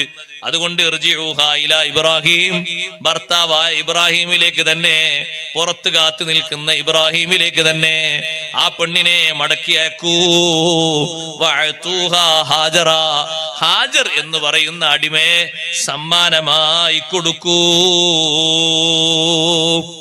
സഹോദരങ്ങളെ, 2 റക്അത്ത് നിസ്കരിച്ചിട്ട് ബഹുമാനപ്പെട്ട സാറ ബീവി റളിയല്ലാഹു അൻഹാ ദുആ ചെയ്തതുപോലെ ഇബ്രാഹിം നബി അലൈഹിസ്സലാമും അല്ലാഹുവിനോട് ദുആ ചെയ്തു പോയി. ഇബ്രാഹിം നബി അലൈഹിസ്സലാമും ദ്വാരക്കുന്നു, ഹാജർ ബീവി റളിയല്ലാഹു അൻഹയും ദ്വാരന്നു പോയി. ഇബ്രാഹിം നബി അലൈഹിസ്സലാം പിന്നീട് അതാ ഹാജർ ബീവി റളിയല്ലാഹു അൻഹയെ വിട്ടയച്ച ശേഷം ഒരൊറ്റ 2 റക്അത്ത് നിസ്കരിച്ചുകൊണ്ട് അല്ലാഹുവിനോട് ദുആ ചെയ്തു. റദ്ദല്ലാഹു കൈദൽ കാഫിരീ. തിരിച്ചു വന്നിട്ട് സാറ ബീവി റളിയല്ലാഹു അൻഹ പറഞ്ഞു, ആ നിഷേധിയായ രാജാവിന്റെ കൈ, നിഷേധിയായ രാജാവിന്റെ തന്ത്രം അല്ലാഹു തആല അയാളിലേക്ക് തന്നെ തിരിച്ചു കൊടുത്തു. എന്നെ തൊടാൻ പോലും പറ്റിയിട്ടില്ല. നിസ്കാരത്തിന്റെ മഹത്വം എത്ര വലുതാണ്. കൂടെയുള്ള പത്നിയായ നല്ല സൗന്ദര്യവതിയായ സാറ ബീവി റളിയല്ലാഹു അൻഹയുടെ ശരീരം ഒന്ന് തൊടാൻ പടച്ച റബ്ബ് സുബ്ഹാനഹു വ തആല അത്രയും സൗകര്യമുള്ള സ്വേച്ഛാധിപതിയായ രാജ്യം മടക്കി ഭരിക്കുന്ന രാജാവിന് ഒരു ചെറിയ ചാൻസ് പോലും കൊടുത്തില്ല. പേടിന്റെ ഊക്കുകൊണ്ടാണ് രാജാവ് സമ്മാനമായിട്ട് ഹാജർ ബീവിയോടും കൂടെ കൊടുത്തത്. അന്ന് കിട്ടിയ സമ്മാനമാണ് ഹാജർ ബീവി റളിയല്ലാഹു അൻഹ. അത് സാറ ബീവി റളിയല്ലാഹു അൻഹ കിട്ടിയ സമ്മാനമാണ്. ഇപ്പൊ നിസ്കരിച്ചുകൊണ്ട് നോക്ക് നിങ്ങൾ, സമ്മാനം കിട്ടി. നിസ്കാരത്തിൽ അള്ളാഹുവിനോട് ദുആ ചെയ്തിട്ട് ആ നിഷേധിയായ മനുഷ്യനെ എന്റെ മേൽ അധികാരപ്പെടുത്തരുത് എന്ന് ദുആ ചെയ്തപ്പോ അള്ളാഹു പൂർണ്ണാർത്ഥത്തിൽ അത് സ്വീകരിച്ചു. അള്ളാഹുവിലേക്ക് തിരിയാൻ ഏറ്റവും നല്ലതൊരു മുഅ്മിനായ മനുഷ്യന് നിസ്കാരമാണ്. ഈ ഒരു വിഷയത്തിൽ മാത്രമല്ല, സാമ്പത്തികമായ വിഷയത്തിലൊക്കെ ഇങ്ങനെ തന്നെ. അനസ് ബിൻ മാലിക് റളിയല്ലാഹു അൻഹുവിനോട് വന്നിട്ട് തോട്ടത്തിലെ തൊഴിലാളി പറഞ്ഞു, ഇക്കൊല്ലം നിങ്ങൾക്ക് കിട്ടുന്ന വരുമാനം കുറയുന്നു. അനസ് റളിയല്ലാഹു അൻഹു, വരുമാനം കുറഞ്ഞാൽ കുടുംബത്തെ ഞാൻ അങ്ങനെ തീറ്റിപ്പോറ്റും. നമ്മളെപ്പോലെ 1-2 മക്കളല്ല, ഇഷ്ടംപോലെ മക്കളുണ്ട്. മഹാന്മാര് പറഞ്ഞു, അനസ് റളിയല്ലാഹുവിന്റെ സ്വന്തം മുതുകിലായി വന്ന മക്കൾ തന്നെ 100-ലധികം ഉണ്ട് എന്നാ. പേരക്കുട്ടികളല്ല, സ്വന്തം മക്കള്. 3 കുട്ടികളുടെ അടുത്ത് പോയിട്ട് അയാൾ പഠിച്ചോനെ ഇനി ഇയാൾക്ക് മക്കളെ കൊടുക്കുക എന്ന് പറഞ്ഞാൽ കുടുംബനാഥ ഒരു നിലക്കും ആമീൻ പറയില്ല. ബാക്കിയുള്ളവരൊക്കെ ഒരു പക്ഷെ ആമീന്ന് പറഞ്ഞേക്കും. കാരണം കുടുംബനാഥം ചിന്തിക്കും, കുടുംബത്തിലാളെ ചിന്തിക്കും, ഉസ്താദ് എന്ത് ദ്വാരന്ന് 3 ആളെ തന്നെ ഞാൻ കഷ്ടപ്പെട്ട് ഇങ്ങനെ പോറ്റാണ്, ഇനിയും ദ്വാരക്ക് തന്നെയാണോ? ഇത്രയും അധികം സന്താനങ്ങളെ പോറ്റാൻ അല്ലാഹു തആല നൽകിയ സമ്പത്ത് തോട്ടമാണ്, കാരക്കത്തോട്ടം. എപ്പോഴും കാരക്കുള്ള തോട്ടാണ് അനസ് റളിയല്ലാഹുവിന്റെ തോട്ടം. ബാക്കിയുള്ള തോട്ടത്തിനൊക്കെ സീസൺ അല്ലേ? ഇവിടെ ഈ കെട്ടിത്തൂക്കിയ അടക്ക കണ്ടില്ലേ? അടക്കൊക്കെ ഒരു സീസൺ അല്ലേ? എപ്പോഴും അടക്ക ഉണ്ടാവും ഇല്ലല്ലോ. അതേപോലെ കാരക്കൊക്കെ ഒരു സീസൺ ഉണ്ട്, അതിന്റെ സമയത്തെ അതുണ്ടാകും. ചൂടുകാലാണ് മുഖ്യമായിട്ടും. ചൂടുകാലത്ത് തോട്ടത്തിൽ തൊഴിലെടുക്കുന്ന ഒരാളും ഇവിടെ കാണൂല, ഒക്കെ അവിടെ ഉണ്ടാവും. ഞാൻ അറബികൾക്ക് നല്ല പണി ഉണ്ടാകും. ഈ കാരക്ക പറിച്ച് അത് തൂക്കി റെഡിയായി കൊടുക്കാനൊക്കെ പണി ഇഷ്ടം പോലെ വരും. പക്ഷെ അനസ് റളിയല്ലാഹുവിന്റെ തോട്ടത്തിൽ എല്ലാ സമയത്തും ഉണ്ടാവും കാരക്ക. അപ്പൊ തൊഴിലാളി വന്നിട്ട് പറഞ്ഞു, മഴയല്ല, അതുകൊണ്ട് കാരക്ക കിട്ടുന്നത് കുറവാകുന്നു. കാരക്ക കുറയാൻ പാടില്ല, കുടുംബം പോറ്റണ്ടേ. അനസ് റളിയല്ലാഹുവിന്റെ ഒരു മുസല്ല എടുക്കുന്നു പറഞ്ഞു. മുസല്ല എടുത്തിട്ട് മരുഭൂമിയിൽ പൊരന്റെ പുറത്ത് മുറ്റത്ത് ഖിബിലക്ക് തിരിഞ്ഞ് 2 റക്അത്ത് നിസ്കരിച്ച് നിസ്കാരത്തിൽ ഇതായിരുന്നു, പടച്ചോനെ നീ എനിക്ക് കണക്കാക്കിയ ഹലാലായ സമ്പത്തില് ഒരു കുറവും വരുത്തത് നീ എനിക്ക് തരണം. നിന്റെ മുന്നിൽ സുജൂദ് ചെയ്തിട്ടാ ഞാൻ ചോദിക്കുന്നത്. തൊഴിലാളിയോട് പറഞ്ഞു, പോയിക്കോളും, മഴ കിട്ടും. തൊഴിലാളി അവിടെ എത്തുമ്പോഴേക്ക് ആ തോട്ടത്തിൽ മാത്രം മഴ. ആ തോട്ടത്തിൽ ഇഷ്ടത്തിനനുസരിച്ച് വെള്ളം കിട്ടി. കണ്ട, നിങ്ങൾ ചോദിക്കാത്തൊരു വിഷയവുമില്ല നിസ്കാരത്തില്. എല്ലാ സംഗതികളും ചോദിച്ചു. യോദ്ധാവായിട്ട് അപ്പുറത്ത് ഈ നേരിടാൻ വേണ്ടി ഇസ്ലാമിന്റെ സൈന്യത്തെ നേരിടാൻ വേണ്ടി അപ്പുറത്ത് വന്നിരിക്കുന്നത് വലിയ സൈന്യങ്ങൾ. സുബ്ഹാനല്ലാഹ്, കണ്ടാൽ തന്നെ പേടിച്ചുകൊണ്ട് തിരിച്ചു മടങ്ങിപ്പോകും. അത്രയും വലിയ സൈന്യം ബഹുമാനപ്പെട്ട സഅദ് ബിൻ അബി വഖാസ് റളിയല്ലാഹു അൻഹുവിനെ നേരിടാൻ വേണ്ടി വളരെ സജ്ജരായി നല്ല ശക്തിയോടുകൂടെ വന്നു നിൽക്കുമ്പോ സഅദ് റളിയല്ലാഹു അൻഹു അള്ളാഹുവിനോട് പ്രാർത്ഥിക്കുന്നത് നിസ്കാരത്തിലാണ്. നിസ്കാരത്തിൽ പടച്ച റബ്ബിനോട് ദുആ ചെയ്യുകയാണ്. കൂടെ പോകുന്ന ആളുകൾ ഒരൊറ്റൊന്നും പരാജയപ്പെടാൻ പാടില്ല. എല്ലാവരും സന്തോഷത്തോടെ തിരിച്ചു വരേണ്ടതുണ്ട്, വിജയം കിട്ടേണ്ടതുണ്ട്. പടച്ച റബ്ബിനോട് മഹാനവറുകൾ ദുആ ചെയ്യുന്നു, അല്ലാഹുവേ, ഞാൻ ഈ വന്നിരിക്കുന്നത് നിന്റെ മാർഗത്തിലാണ്. ഖാദിസിയ യുദ്ധം എന്ന പേരിൽ അറിയപ്പെടുന്ന ഒരു യുദ്ധമാണത്. ചരിത്രം സുദീർഘമാണ്, ഞാൻ നീട്ടിപ്പറയുന്നില്ല. ഇറാഖ് രാജ്യങ്ങളിലെ തലസ്ഥാനമായ മദായിൻ ഇസ്ലാമിന്റെ കീഴിൽ വരുന്നത് ആ ഒരു സഅദ് റളിയല്ലാഹുവിന്റെ നേതൃത്വത്തിലുള്ള സൈന്യത്തോടു കൂടെയാണ്. സഹോദരങ്ങളെ, സഅദ് റളിയല്ലാഹുവിനോട് ചെന്നപ്പോ ഒരുപാട് ആളുകൾ അപ്പുറത്ത് ഒരുമിച്ച് കൂടിയിട്ടുണ്ട്. ശത്രു സൈന്യം ഒരുമിച്ച് കൂടി ആ സൈന്യത്തിനെ കണ്ടപ്പോ സഅദ് റളിയല്ലാഹുവിന് ഒരു വിഷമിച്ചില്ല. മഹാനവറുകൾ നോക്കുന്നു, എവിടെയാണ് ശത്രു സൈന്യമുള്ളത്? അവരൊരു കോട്ടയില്, വല്ലാതെ വളഞ്ഞ ആ കോട്ടന്റെ ഉൾഭാഗത്ത് സഅദ് റളിയല്ലാഹുവിനെയും കൂട്ടരെയും അവരെ നേരിടുന്നതിന് വേണ്ടി മഹാനവറുകൾ ഒരുങ്ങി. ആ കോട്ടയുള്ള ഭാഗത്തേക്ക് എത്തണമെങ്കിൽ സഅദ് റളിയല്ലാഹു അൻഹുവിന് അതാ തന്റെ കുതിരപ്പടയുമായിട്ട് അതേ സമുദ്രം മുറിച്ചു കടന്നുകൊണ്ട് അപ്പുറത്തേക്ക് പോകേണ്ടതുണ്ട്. സഅദ് റളിയല്ലാഹു അൻഹു ചിന്തിക്കുന്നു, എന്ത് ചെയ്യും? കൂടെയുള്ള കുതിരപ്പടയാളികളെ ഈ കാണുന്ന സമുദ്രത്തിന്റെ മുകളിലൂടെ അപ്പുറത്തേക്ക് എത്തിക്കണം. ഒരാളും മുങ്ങിപ്പോകാൻ പാടില്ലല്ലോ. കപ്പലിൽ കയറ്റിയിട്ടല്ല സഹോദരങ്ങളെ പോകുന്നത്. കപ്പലില്ലാത്ത രൂപത്തിൽ, കപ്പലൊന്നും കാണാതെ തന്നെ നേരെ കടലിലൂടെ ഈ സൈന്യങ്ങളുമായിട്ട് പോകണം. ആ കടലിന്റെ നേരെ അക്കരെയാണ്, അപ്പുറത്താണ്. കടൽ ചെന്ന് അവസാനിക്കുന്നിടത്താണ് ശത്രു സമൂഹം മൊത്തമായി കൂട്ടം കൂടി നിൽക്കുന്നത്. സഅദ് റളിയല്ലാഹു അൻഹു അതാ നിസ്കരിക്കുന്നു. അള്ളാഹുവിനോട് പറയുന്നു, അള്ളാഹുവേ, നിന്നിൽ സഹായം അർപ്പിച്ചുകൊണ്ട് ഞങ്ങളിതാ പുറപ്പെടുന്നു. മഹാനവറുകൾ ഒന്നും വിഷയമാക്കിയില്ല. കൂടെയുള്ള ആളുകളോട് പറഞ്ഞു, റബ്ബ് സുബ്ഹാനഹു വ തആല നമുക്ക് കണക്കാക്കിയ എല്ലാ വിജയങ്ങളും നമുക്ക് തന്നെ ലഭിക്കും, ആരും പേടിക്കേണ്ടതില്ല. എല്ലാവരോടും ദിക്ർ ചൊല്ലാൻ വേണ്ടി ദിക്ർ പറഞ്ഞു കൊടുത്തു. ഹസ്ബുനല്ലാഹു വ നിഅമൽ വക്കീൽ വലാ ഹൗല വലാ ഖുവത ഇല്ലാ ബില്ലാഹിൽ അലിയിൽ അദീം. ദിക്റും ചൊല്ലിയിട്ട് നിങ്ങളെ കുതിരകളെ നിങ്ങൾ അങ്ങ് തെളിച്ചോളൂ. അതേ സമുദ്രത്തിന്റെ ഉപരിഭാഗത്തിലൂടെ ഒരൊറ്റ കുതിരയും മുങ്ങിപ്പോകാതെ, ഒരു വസ്തുവും നഷ്ടപ്പെട്ടു പോകാതെ സമുദ്രത്തിന്റെ മേൽഭാഗത്തുകൂടെ കപ്പൽ വരുന്നതിനേക്കാളും വേഗതയില് ഒരു വലിയ സൈന്യം അങ്ങനെ വന്നു കാണുമ്പോ അപ്പുറത്ത് നിൽക്കുന്ന സൈന്യം അവര് പേടിച്ചുപോയി. അവര് പറഞ്ഞു, ഈ വരുന്നത് സാക്ഷാൽ മനുഷ്യന്മാരല്ല, ഇവർ വേറെ ആരോ ആണെന്ന് തോന്നുന്നുണ്ട്. കാരണം ഇവരോരോരുത്തരും വരുന്നത് കടലിന്റെ ഉപരിഭാഗത്തിലൂടെയാണ്. സഹോദരങ്ങളെ, നിങ്ങൾ നോക്ക്, ഇന്ന് ഫലസ്തീനെ നശിപ്പിക്കാൻ വേണ്ടി അമേരിക്കയും ഇസ്രയേലും വലിയ യുദ്ധക്കപ്പൽ കൊണ്ടുവന്ന് സമുദ്രത്തിന്റെ ഓരോ ഭാഗങ്ങളിൽ നങ്കൂരമിട്ടിരിക്കുകയല്ലേ. അപ്പുറത്ത് ഈ കടൽ ചെന്ന് കേറുന്ന അപ്പുറത്ത് വലിയ പേർഷ്യൻ സൈന്യം സഅദ് ബിൻ അബി വഖാസ് റളിയല്ലാഹു അൻഹുവിനെയും സൈന്യത്തെയും നേരിടാൻ വേണ്ടി കാത്തിരിക്കുമ്പോ ഈ അത്ഭുത കാഴ്ച കണ്ടിട്ട് അവര് പറഞ്ഞു, മാ തുഖാതിലൂന ഇൻസൻ ബൽ തുഖാതിലൂന ജിന്നാ. ഇത് മനുഷ്യരോടല്ല നിങ്ങൾ നേരിടുന്നത്, ഇത് വലിയ ജിന്ന് വർഗമാണ് എന്ന് തോന്നുന്നുണ്ട്. ഇങ്ങനെയൊക്കെ കടലിന്റെ മുകളിലൂടെ വരാൻ സാധിക്കുമോ? അവര് പേടിച്ചിട്ട് മുഴുവനും വിട്ടെറിഞ്ഞിട്ട് അവര് നാട് വിട്ടുപോയി. അവിടെ ഒരുപാട് രത്നങ്ങളുണ്ട്, ദീനാറുകളുണ്ട്, ദിർഹമുകളുണ്ട്, സമ്മാനങ്ങളുണ്ട്, ഇഷ്ടം പോലെ ഗനീമത്ത് സ്വത്ത് കിട്ടിപ്പോയി. സഅദ് റളിയല്ലാഹുവിന്റെ കൂടെയുള്ള ഓരോരുത്തർക്കും 12,000 ദീനാറാണ് ഓരോരുത്തർക്ക് ലഭിച്ചത്.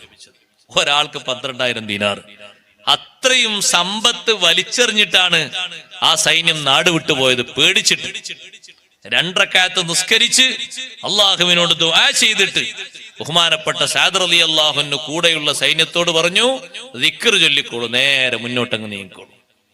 ഒരൊറ്റ കുതിരയും തായോട്ട് മുങ്ങിപ്പോവുകയോ ആരെങ്കിലും ഒരാളെ കാണാതിരിക്കുകയോ ചെയ്തില്ല.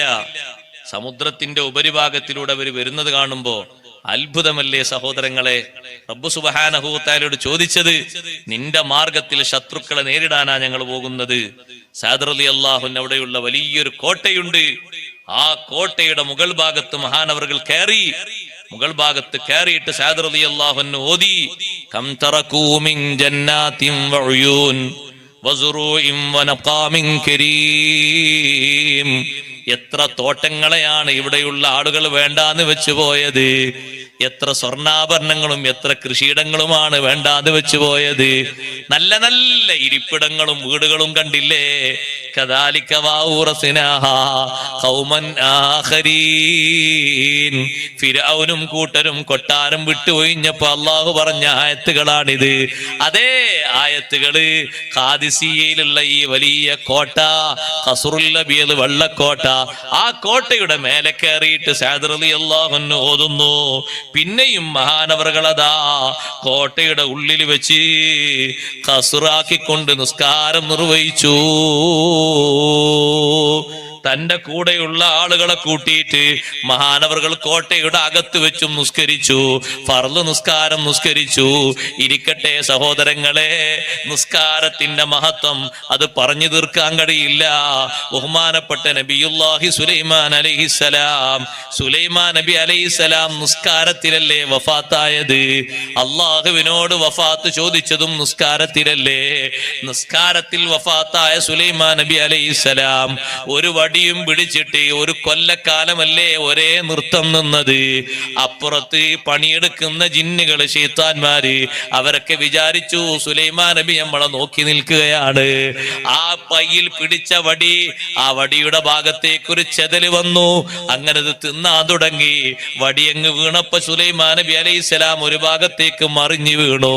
അപ്പോഴാണ് അവര് മനസ്സിലാക്കിയത് സുലൈമാൻ നബി അലൈഹിസ്സലാം മൗത്തായിട്ടുണ്ട്. നിസ്കരിച്ചുകൊണ്ട് മൗത്തായ സുലൈമാൻ നബി അലൈഹിസ്സലാം 1 വർഷം തന്നെ ഒരേ നൃത്തം നിന്നുപോയി. ശരീരത്തിന് കേടുപാട് പറ്റിയിട്ടില്ല. കാരണം ദുനിയാവിൽ നിന്ന് വിടവാങ്ങിയത് അള്ളാഹുവുമായുള്ള സംഭാഷണത്തിലാണ്. റബ്ബിന് സുജൂദ് ചെയ്തുകൊണ്ടല്ലേ ഇമാമുൽ ആലം അബൂ ഹനീഫ റളിയല്ലാഹു അൻഹു വഫാത്തായത്. ഭരണം ഏറ്റെടുക്കാത്തതിന്റെ പേരില് അന്നത്തെ കാലത്തെ ഭരണാധികാരി ജയിലിൽ അടച്ചിട്ട് അബൂ ഹനീഫ ഇമാം റളിയല്ലാഹു അൻഹു പീഡിപ്പിച്ചില്ലേ, നിരന്തരമായി ചാട്ടവാറ് കൊണ്ടടച്ചില്ലേ. പക്ഷേ ചാട്ടവാറ് കൊണ്ടടിച്ചിട്ട് എന്റെ ശരീരത്തിൽ എത്ര പരിക്ക് പറ്റിയാലും ഈ ദുനിയാവിന്റെ ഭരണം എനിക്ക് വേണ്ട. എത്ര നിങ്ങൾ നിർബന്ധിപ്പിച്ചാലും ഭരണം ഞാൻ ഏറ്റെടുക്കൂല. ശരീരത്തിന്റെ പല ഭാഗങ്ങൾക്കും അവശത വന്നപ്പോ നിസ്കരിക്കാൻ വേണ്ടി മഹാനവറുകൾ ആവശ്യപ്പെട്ടു. നിസ്കാരത്തിൽ സുജൂദിലെത്തിയപ്പോ റബ്ബ് സുബ്ഹാനഹു വ തആല ആത്മാവിനെ പിടിച്ചുപോയി. കൊലക്കാരന് മുന്നിൽ വെച്ച് ബഹുമാനപ്പെട്ട ഹുബൈബ് ബിൻ അദീ റളിയല്ലാഹു അൻഹുവിനോട് എന്താണ് അവസാനത്തെ ആഗ്രഹമെന്ന് ചോദിച്ചപ്പോ ഹുബൈബ് റളിയല്ലാഹു അൻഹു പറഞ്ഞ അവസാനത്തെ ആഗ്രഹം, ദഊനി ഉസല്ലി റകഅതൈൻ, എന്റെ 2 കൈയിന്റെ കെട്ടൊന്ന് അയച്ചു തരൂ, 2 റകഅത്ത് ഞാൻ അള്ളാഹുവിന് വേണ്ടി ഒന്ന് നിസ്കരിക്കട്ടെ. നിസ്കാരം എനിക്ക് ഏറ്റവും സന്തോഷമുള്ള അമലാണ്. നിസ്കാരത്തെ പോലെ എനിക്ക് സന്തോഷമുള്ളൊരു അമല് വേറെ ഇല്ല. മരിക്കാൻ അവർക്കൊരു പേടിയില്ല. പടച്ച റബ്ബിനോട് അത്രയും അടുത്തവരാണ്. അതുകൊണ്ടാണ് ഹുബൈബ് റളിയല്ലാഹു അൻഹു തന്നെ തടവിലാക്കിയ ആ ഗോത്രക്കാരിൽ ആ സൈനബ് എന്ന് പറയുന്ന പെണ്ണ് താമസിക്കുന്ന വീട്ടിലാണ് ഹുബൈബ് റളിയല്ലാഹു അൻഹു അറസ്റ്റ് ചെയ്തിരിക്കുന്നത്. ഹുബൈബ് റളിയല്ലാഹു അൻഹു ആ പെണ്ണിനോട് പറഞ്ഞു, പെണ്ണെ ഒരു കാര്യം ചെയ്യണം, എന്നെ ഏതായാലും നിന്റെ ആളുകൾ തൂക്കുമരത്തിലേറ്റു, അതെനിക്കൊരു പ്രശ്നമുള്ള സംഗതിയല്ല. പക്ഷേ കഴുമരത്തിലേറ്റാൻ സമയമായി എന്ന് കണ്ടാൽ എനിക്ക് വിവരം ഒന്ന് അറിയിക്കണം. എന്തിന്? എന്റെ ജീവിതത്തിൽ അവസാന ഘട്ടല്ലേ. അപ്പൊ എന്റെ നഖങ്ങളൊക്കെ ഒന്ന് മുറിച്ച് എന്റെ ശരീരത്തിൽ നിന്ന് ഒഴിവാക്കേണ്ട രോമങ്ങളൊക്കെ വടിച്ചൊഴിവാക്കി എന്റെ മീശയൊക്കെ ഒന്ന് വെട്ടി എന്റെ കക്ഷരോമവും മറ്റു രോമങ്ങളൊക്കെ ഒന്ന് കളഞ്ഞ് വൃത്തിയാക്കിയിട്ട് ഞാൻ അവസാനം പോകല്ലേ, ദുനിയാവെന്ന് യാത്ര പോകല്ലേ, നല്ല വൃത്തിയിൽ തന്നെ സുന്നത്തൊക്കെ പാലിച്ച് എനിക്ക് പോകണം. ടൈമായപ്പോ ആ പെണ്ണ് വന്ന് പറഞ്ഞു, നിങ്ങളെ കഴിമരത്തിലേറ്റുന്ന ദിവസം നാളെയാണ്. ഹുബൈബ് റളിയല്ലാഹുവിന്റെ മുഖത്തൊരു ഭാവമാറ്റമില്ല. മഹാനവറുകൾ പറഞ്ഞു, ഒരു കത്തി വേണമെന്ന്. ഒരു കത്തി കൊണ്ടുപോയി കൊടുത്തു. ആ പെണ്ണ് പറഞ്ഞു, ഒരുപാട് തടവുകാരെ വീട്ടിൽ പാർപ്പിച്ചിട്ടുണ്ട്, പക്ഷേ ഹുബൈബ് റളിയല്ലാഹുവിനെ പോലെ ബഹുമാനമുള്ള ഒരു തടവുകാരനെ ഞാൻ കണ്ടിട്ടില്ല. ഞാൻ പലപ്പോഴും ഹുബൈബ് റളിയല്ലാഹുവിനെ എനിക്ക് നോക്കാൻ പറ്റുന്ന ചെറിയ ഒരു ദ്വാരത്തിലൂടെ നോക്കുമ്പോ ഹുബൈബ് റളിയല്ലാഹുവിന്റെ കയ്യിൽ മുന്തിരിയുടെ കൊല പിടിച്ച് ഭക്ഷിക്കുന്നത് ഞാൻ കണ്ടിട്ടുണ്ട്. മക്കയിൽ എവിടെയും മുന്തിരി കിട്ടുന്ന കാലമല്ലാതെ അല്ലാഹു തആല ഡയറക്റ്റായി നൽകിയ ഭക്ഷണമാണ്. ഹുബൈബ് റളിയല്ലാഹു അൻഹു എന്ന ചെറുപ്പക്കാരന്, എന്റെ യുവാക്കളെ, സഹോദരങ്ങളെ, നിസ്കാരത്തിൽ നല്ല താല്പര്യമുള്ളവരാകണം. നിസ്കാരം ഒഴിവാക്കിയിട്ട് നമ്മൾ ഫാസിഖീങ്ങളാകരുത്, പടച്ച റബ്ബിന്റെ മുന്നിൽ കുറ്റക്കാരാകരുത്. ഏതെങ്കിലും ഒരു നിസ്കാരം ഒഴിഞ്ഞുപോയി എങ്കിൽ ആത്മാർത്ഥമായി തൗബ ചെയ്ത് മടങ്ങിയിട്ട് ആ നിസ്കാരം ഖളാ വീട്ടണം. ശറഅ് പഠിപ്പിച്ച കാരണത്തിന് വേണ്ടിയല്ലാതെ നഷ്ടപ്പെട്ടു പോയി. ശറഅ് പഠിപ്പിച്ച കാരണം പിന്തിക്കാൻ പ്രശ്നമില്ലാത്ത കാരണങ്ങൾ രണ്ടെണ്ണം മാത്രമാണ്. ജോലി അതിലില്ല, കല്യാണമില്ല, യാത്രയില്ല, സൽക്കാരമില്ല, രോഗമില്ല, ഇതൊന്നുമില്ല അതിലുള്ളത് ഒന്ന് ഉറക്കം, അനിയന്ത്രിതമായ ഉറക്കം വന്നുപോയി. എന്നും ഉറങ്ങിയിട്ട് രാവിലെ 7 മണിക്ക് എണീറ്റ് നിസ്കരിക്കുന്ന ആളെ പറ്റി അല്ല പറഞ്ഞു കേട്ടോ. അനിയന്ത്രിതമായി ഉറങ്ങിപ്പോയി. എന്നും സുബഹിക്ക് എണീക്കുന്ന ആളാണ്, പക്ഷെ ഒരു ദിവസം ഉറങ്ങി. അങ്ങനെ എണീറ്റ് നോക്കുമ്പോ തന്നെ സുബഹിന്റെ സമയം കഴിഞ്ഞു പോയിട്ടുണ്ട്. പടച്ചോൻ എന്ത് പറ്റിപ്പോയി? ഞാൻ എന്നും എണീക്കുന്ന ആളാണല്ലോ. കുടുംബക്കാരോട് ചോദിച്ചു, ഭാര്യയോടും മക്കളോടൊക്കെ എന്നെ വിളിച്ചില്ല? നിങ്ങളെ വിളിച്ചല്ലോ, നിങ്ങൾ എണീറ്റിരുന്നല്ലോ. ഉറക്കം കൂടുതലായിട്ട് അങ്ങനെ സംഭവിച്ചു പോയതാണ്. നിസ്കരിച്ചാൽ മതി, അല്ലാഹു തആല അതിന്റെ പേരിൽ ശിക്ഷിക്കൂല. എന്നത്തിൻ കാര്യമല്ല പറഞ്ഞു, ഒരു ദിവസം അങ്ങനെ സംഭവിച്ചു പോയി. എന്നും സുബഹിസ്കരിക്കാത്ത ആളെ കഥ ആലോചിച്ച് നോക്ക് നിങ്ങൾ. അവന്റെ കൂടെ നടക്കാൻ തന്നെ പേടിയാണ്. എപ്പോഴാ അള്ളാന്റെ അദാബ് വരാന്ന് പറയാൻ പറ്റൂല. ഭക്ഷണം കഴിക്കാൻ പേടിയാണ് അവന്റെ കൂടെ ജോലി എടുക്കാൻ പേടിയാണ്. എപ്പോഴും അള്ളാന്റെ അദാബ് സംഭവിച്ചേക്കാം. അത്ര മോശപ്പെട്ട ആള് ഈ ദുനിയാവിൽ വേറെയില്ല. നിസ്കരിക്കാത്തവനെ പോലെ മോശപ്പെട്ട ആള് വേറെയില്ല. അതുകൊണ്ടാണ് നിസ്കരിക്കാത്തവന് ഒരു പട്ടിയുടെ സ്ഥാനം പോലും ഇല്ല ഇസ്ലാമില്. ഭക്ഷണം കിട്ടാതെ ആ വശന്ന് വലഞ്ഞ് നടക്കുന്ന ഒരാളിങ്ങനെ ഭക്ഷണം കിട്ടാതെ ഒരു ഭാഗത്തെത്തിയപ്പോ ഒരു പട്ടി, ഒരു നായ എങ്ങനെ വരുന്നുണ്ട്. എന്നെ തൊട്ടാൽ തന്നെ പ്രാവശ്യം കേൾക്കണ്ടേ. പക്ഷെ ജീവൻ രക്ഷിക്കാൻ വേണ്ടി, ജീവൻ നിലനിർത്താൻ വേണ്ടിയിട്ട് ആ നായനെ അറുത്തിട്ട് അതിന്റെ ഒരു ഭാഗം പൊളിച്ചെടുത്തിട്ട് ഒരു മാംസം കഴിച്ചെങ്കിലേ അയാളെ ജീവൻ രക്ഷിക്കാൻ കഴിയുമെങ്കിൽ അയാൾക്ക് ആ മാംസം കഴിക്കൽ ഹലാലാണ്. നായനെ അറുത്തുകൊണ്ട് ഭക്ഷിക്കാൻ നോക്കുമ്പോ നിസ്കരിക്കാത്ത ഒരാൾ വരുന്നുണ്ടെങ്കിൽ നായനെ അറുക്കുന്നതിന് മാറ്റിയിട്ട് നായനെ വിടണം, നായ സ്വസ്ഥമായി ജീവിച്ചോട്ടെ. നിസ്കരിക്കാത്ത ആളെ കാല് വെച്ചിട്ട് ആ കാലുമൊന്നൊരു ഇറച്ചി മുറിച്ചെടുത്തിട്ട് അതാണ് ഭക്ഷിക്കേണ്ടത് എന്നാ മഹാന്മാര് പറഞ്ഞു. ആ നായനെ വിട്ടേക്കണം, ഇയാളെ പിടിക്കണം. നായന്റെ ഒരു ബഹുമാനം പോലും നിസ്കരിക്കാത്ത ആൾക്ക് ഇല്ലാന്നർത്ഥം. നിങ്ങൾ നോക്കുക അവന്റെ ശരീരത്തിന് എന്ത് വിലയുള്ളത്. ജീവൻ രക്ഷിക്കാൻ വേണ്ടി പിടിച്ച നായനെ അറുക്കാൻ വേണ്ടി നിൽക്കുന്ന നായനെ വിട്ടേക്കണം. നിസ്കരിക്കാത്തവനെ കിട്ടിയോ അവന്റെ ശരീരത്തിൽ നിന്നൊരു ഭാഗം മുറിച്ചെടുക്കണം, എന്നിട്ട് അത് വേവിച്ച് കഴിക്കണം. അത്ര വിലയുള്ളൂ നിസ്കരിക്കാത്തവൻ. 5 കാശിന്റെ വിലയില്ല നിസ്കാരം ഒഴിവാക്കുന്ന ആള്. എന്ത് വിലയുള്ളത് അവന്? ഫാസിഖാണ് സഹോദരങ്ങളെ.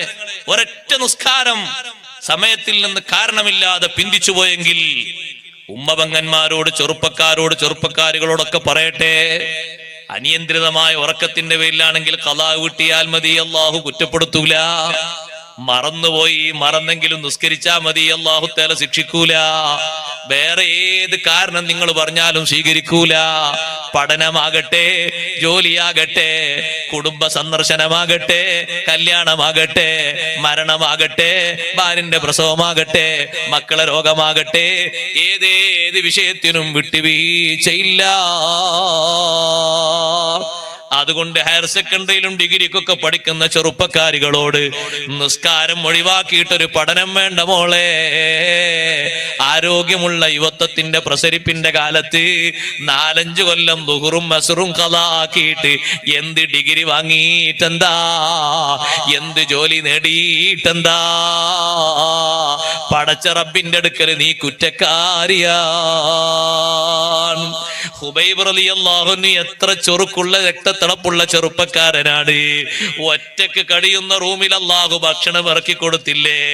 ആ കുടുംബത്തിൽ ഒരാളും ഒരു ഭക്ഷണം കൊടുത്തില്ലെങ്കിലും സ്വർഗത്തിലെ ഭക്ഷണം അല്ല ഡയറക്റ്റായി ഇറക്കി കൊടുത്തു. അതേ മുന്തിരിക്കൊല ഭക്ഷിച്ചുപോയി. അള്ളാഹു കൊടുത്ത ഭക്ഷണമാണ്. ആ ഹുബൈബ് റളിയല്ലാഹു അൻഹുവിന്റെ അടുത്തേക്ക് കത്തി കൊണ്ടുവന്നു കൊടുത്തു. അതുകൊണ്ട് നഖം മുറിച്ചു പോയി. അതേ ക്ഷൗരം ചെയ്തു പോയി. ഒഴിവാക്കേണ്ട രോമങ്ങളൊക്കെ മാറ്റി മുറിച്ചു പോയി. ഹുബൈബ് റളിയല്ലാഹു അൻഹു ആ കത്തി പിടിച്ചിങ്ങനെ ഇരിക്കുമ്പോഴാണ് സൈനബിന്റെ ചെറിയ പെൺകുട്ടി ഇഴഞ്ഞ് ഹുബൈബ് തങ്ങളെ മുന്നിലെത്തുന്നത്.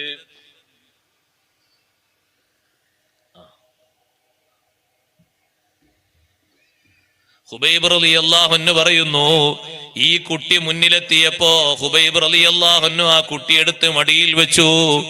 ആ പെണ്ണ് പേടിച്ചു പോയി. സുബ്ഹാനല്ലാഹ്, എന്റെ പെൺകുട്ടിയാണല്ലോ ആ ഹുബൈബിന്റെ മടിയിൽ ഇരിക്കുന്നത്. ഈ പെണ്ണിന്റെ വിഷമം കണ്ടപ്പോ ഹുബൈബ് റളിയല്ലാഹു അൻഹു ചോദിച്ചു, പെണ്ണേ, ഈ കുട്ടിയെ വല്ലതും ചെയ്യുമെന്ന് ഞാൻ കരുതുന്നുണ്ടോ? കുട്ടിയെ ഞാനൊന്നും ചെയ്യൂല. എന്റെ കയ്യിൽ കത്തി കണ്ടിട്ട് നീ വിഷമിക്കണ്ട. ആ കുട്ടിയെ തലോടിക്കൊണ്ട് കുട്ടിയെ മടക്കി വിട്ടു. തന്ന കത്തിയും തിരിച്ചു കൊടുത്തു. 2 കയ്യിനും അതാ ഭദ്രമായി ചെങ്ങല കെട്ടിയിട്ട് ഹുബൈബ് റളിയല്ലാഹു അൻഹു ഹാജരാക്കുമ്പോ, എന്ത് വേണം ഹുബൈബ്? അവസാനത്തെ ആഗ്രഹം പറഞ്ഞോളൂ, കയ്യും നയിച്ചു തരൂ. 2 റക്അത്ത് നിസ്കരിക്കട്ടെ. 2 റക്അത്ത് കൊലക്കാരന്റെ മുന്നിൽ 2 റക്അത്ത് നിസ്കരിച്ചിട്ട് ഹുബൈബ് റളിയല്ലാഹു അൻഹു ശത്രുക്കളോട് പറഞ്ഞില്ലേ, അവരൊക്കെ ഊറിച്ചിരിച്ചു പോയി. പക്ഷേ ആ രംഗം പിൽക്കാലത്ത് അബൂ സുഫിയാൻ ഇസ്ലാമിലേക്ക് വന്ന ശേഷം ഓർത്തിട്ടുണ്ട്. ഹുബൈബ് റളിയല്ലാഹു അൻഹുവിന്റെ സിരകളിലുള്ള ഈമാൻ, ഹുബൈബ് റളിയല്ലാഹു അൻഹു നിസ്കാരത്തിനോടുള്ള പ്രതിപത്തി അത് ചെറുതല്ല. നിങ്ങൾക്ക് വിഷമം തോന്നൂലെങ്കിൽ ലൗലാ അൻ തളുന്നു അന്നമാ ബി ജസുൻ, എനിക്ക് മരണത്തിന് പേടിയുണ്ട്, മരിക്കാൻ വലിയ വിഷമുണ്ട് എന്ന് നിങ്ങൾ മനസ്സിൽ കരുതൂലെങ്കിൽ ഞാൻ ഈ നിസ്കാരം നിർത്തൂല. നിസ്കരിച്ചിട്ട് എനിക്ക് പൂതി മാറിയിട്ടില്ല. എനിക്ക് ഈ ദുനിയാവിലെ ഏറ്റവും സന്തോഷം അള്ളാഹുവിനോട് സംവദിക്കല. 2 റക്അത്ത് നിസ്കാരത്തിൽ അള്ളാഹുവിനോട് യാത്ര പറഞ്ഞു പോയി. നിസ്കാരം കഴിഞ്ഞിട്ട് സ്റ്റെപ്പിലേക്ക് ഇങ്ങനെ കയറുമ്പോ അള്ളാഹു കഴിഞ്ഞാൽ ഒരു മുഅ്മിൻ ഏറ്റവും കണക്ഷൻ ഉള്ളതാരാണ്? ഏറ്റവും ബന്ധമുള്ളതാരാണ്? സ്വന്തം മാതാവല്ല, പിതാവല്ല, ഗുരുനാഥനല്ല. ഏറ്റവും ബന്ധമുള്ളത് ലോകത്തിന്റെ നേതാവ് മുഹമ്മദുർ റസൂലുള്ളാഹി സ്വല്ലല്ലാഹു അലൈഹി വസല്ലം തങ്ങളോട് ഒറ്റ സലാം പറഞ്ഞു പോയി. അസ്സലാമു അലൈക യാ റസൂലല്ലാഹ്. ളുഹാന്റെ സമയത്ത് സലാം പറഞ്ഞപ്പോ സ്വഹാബത്തിന്റെ ഇടയിൽ വെച്ച് അല്ലാഹുവിന്റെ റസൂല് സലാം മടക്കി മദീനയിൽ വെച്ച് വഅലൈക്കസ്സലാം യാ ഹുബൈബ്. സ്വഹാബത്ത് ചോദിച്ചു, എവിടെ നബിയെ ഹുബൈബ്? നമ്മളെ ഹുബൈബിനെ കഴുമരത്തിലേറ്റാൻ വേണ്ടി കൊണ്ടുപോയിട്ടുണ്ട്. കഴുമരത്തിലേക്ക് അങ്ങ് കയറുമ്പോ എനിക്കൊരു സലാം പറഞ്ഞതാ. അള്ളാഹിനോട് യാത്ര ചോദിച്ച് മുത്തുനബി തങ്ങൾക്ക് അവസാനം സലാം പറഞ്ഞ് ഹുബൈബ് തങ്ങളുടെ അടുത്ത കാല് മേലോട്ട് വെച്ചപ്പോ ഒരു ദുആ നടത്തിപ്പോയി. സഈദ് ഇബ്നു ആമിർ തങ്ങൾ പറഞ്ഞു, ആ ദുആ കേട്ടിട്ട് ഞാൻ എന്റെ കാതുപൊത്തിപ്പോയി. കേൾക്കാൻ ഗൗരവമുള്ളൊരു ദുആയായിരുന്നു അത്. അല്ലാഹുമ്മ ഹസ്ഹിം അദദാ വഖ്തുൽഹും ബിദദാ വലാ തബ്ഖ മിൻഹും അഹദാ. ഈ ശത്രുക്കളിൽ ഒറ്റ എണ്ണത്തെയും അടുത്ത കൊല്ലം ഈ നേരമാകുമ്പോ ബാക്കി വെക്കരുതേ അല്ലാ. എല്ലാവരെയും നീ തകർക്കണം. ഹുബൈബ് തങ്ങളുടെ ശരീരം കഴുമരത്തിൽ നിന്ന് ഇറക്കാതെ, സഹോദരങ്ങളെ നിങ്ങൾ നോക്കണം, നിസ്കരിച്ച ശരീരം, മുത്തുനബി തങ്ങൾക്ക് സലാം പറഞ്ഞ ശരീരം 40 ദിവസത്തോളം കഴുമരത്തിൽ അവിടെ കെട്ടിവെച്ചു ശത്രുക്കൾ. മദീനത്ത് നിന്ന് നബി സല്ലല്ലാഹു അലൈഹി വസല്ലം 2 സ്വഹാബിമാരെ പറഞ്ഞയച്ചു. ഹുബൈബ് തങ്ങളെ ശരീരം ഒന്ന് താഴെ ഇറക്കിയിട്ട് മറവ് ചെയ്യാൻ. അവർ പോയി നോക്കുമ്പോ നമ്മളെ ശരീരം ഒന്നും, മരിച്ച ശരീരം ഒന്ന് വെക്കൂ, നേരത്തോട് നേരം കൂടുന്നതിന് നമ്മുടെ ശരീരത്തിന് ബഹുമാനമില്ലാത്തോണ്ടാ. നേരത്തോട് നേരം കൂടുമ്പോഴേക്ക് തുറന്ന അവയവങ്ങളിലൂടെ ചലം വരാൻ തുടങ്ങി. എന്ത് പവറാ സുഹൃത്തെ ശരീരത്തിനുള്ളത്. 2-3 ദിവസം കഴിയുമ്പോഴേക്ക് കണ്ണ് ചാടിപ്പോയി. പിന്നെ കുറച്ച് കഴിയുമ്പോ പല്ല് പുറത്തേക്ക് കൊഴിഞ്ഞുപോയി. അതാ മാംസപേശികളൊക്കെ നീങ്ങിപ്പോയി, എല്ലാം ഞുരുമ്പിപ്പോയി. 40 ദിവസമായിട്ട് ഒരൊറ്റ രോമം പോലും കൊഴിഞ്ഞിട്ടില്ല, കണ്ണ് പോയിട്ടില്ല, പല്ല് പോയിട്ടില്ല, ഭാവമാറ്റങ്ങൾ ഏതും സംഭവിച്ചിട്ടില്ല. ചെറുപ്പക്കാരെ, നന്നായി നിസ്കരിക്കണം. ഫർളും സുന്നത്തും നന്നായി നിസ്കരിക്കണം. ഉമ്മമാരെ, മക്കളെ നിസ്കാരത്തിൽ നല്ലോണം താല്പര്യപ്പെടുത്തണം. സമയക്കുറവ് കൊണ്ട് ഞാൻ എന്റെ വിഷയം നിർത്തട്ടെ. നിസ്കരിച്ച് അള്ളാഹുവിന്റെ മുന്നിലെത്തുമ്പോ സ്വഹാബിമാരെ മുഖത്തുള്ള അടയാളം പോലെ സീമാഹും ഫീ വുജൂഹിഹിം മിൻ അസരി സുജൂദ്, ഇഷ്ടം പോലെ നിസ്കരിച്ചിട്ട് സുജൂദിന്റെ ലംഘുന്നൊരു പ്രഭ, ഒരു അടയാളം, ഒരു പ്രകാശത്തിന്റെ കിരണം സ്വഹാബത്തിന്റെ മുഖത്തൊക്കെ ആഖിറത്തിൽ കാണുമെന്ന് പറഞ്ഞില്ലേ? അതുപോലെ ഒരു പ്രകാശമുള്ള കല സ്വീകരിക്കാൻ നിസ്കാരം ദായിമാക്കിയിട്ട് നമുക്ക് കഴിയണം. നമ്മുടെ ശരീരത്തിന്റെ പവർ നാമും അല്ലാഹുമായുള്ള കണക്ഷന്റെ അളവനുസരിച്ചാണ്. ഏറ്റവും വലിയ കണക്ഷൻ ഒരു അടിമക്ക് സ്വീകരിക്കാൻ കഴിയുന്നത് സുജൂദ് ചെയ്തിട്ട് നിസ്കരിച്ചിട്ട് അല്ലാഹുവിനോട് അടുക്കാൻ കഴിയുന്നല്ലേ ഖുർആൻ പറഞ്ഞത്. വസ്ജുദ് വഖ്തരിബ്, നീ നിസ്കരിച്ചിട്ട് അല്ലാഹുവിനോട് അടുക്കണം. അതുകൊണ്ടൊരു ഫർളും ഒഴിവാക്കരുത്. ഒഴിവാക്കിയ ഫർളുകളൊക്കെ വീട്ടണം. അല്ലാഹുവിനോട് ഖാലിസായ തൗബ ചെയ്യണം. എത്ര കാലം ശിഷ്ടമുണ്ടോ ഇനിയൊരു നിസ്കാരം ഒഴിവാക്കൂലെന്ന് പ്രതിജ്ഞ എടുക്കണം. മരണത്തിന്റെ മുമ്പ് ഒരു നിസ്കാരവും ബാക്കി വെക്കാതെ ഒക്കെ കടമനുസരിച്ച് നിസ്കരിച്ചുകൊണ്ട് അല്ലാഹുവിലേക്ക് യാത്രയാകാൻ അല്ലാഹു നമ്മെ സഹായിക്കുമാറാകട്ടെ. നമ്മുടെ മജ്‌ലിസ് അല്ലാഹു ഖബൂലാക്കി തരട്ടെ.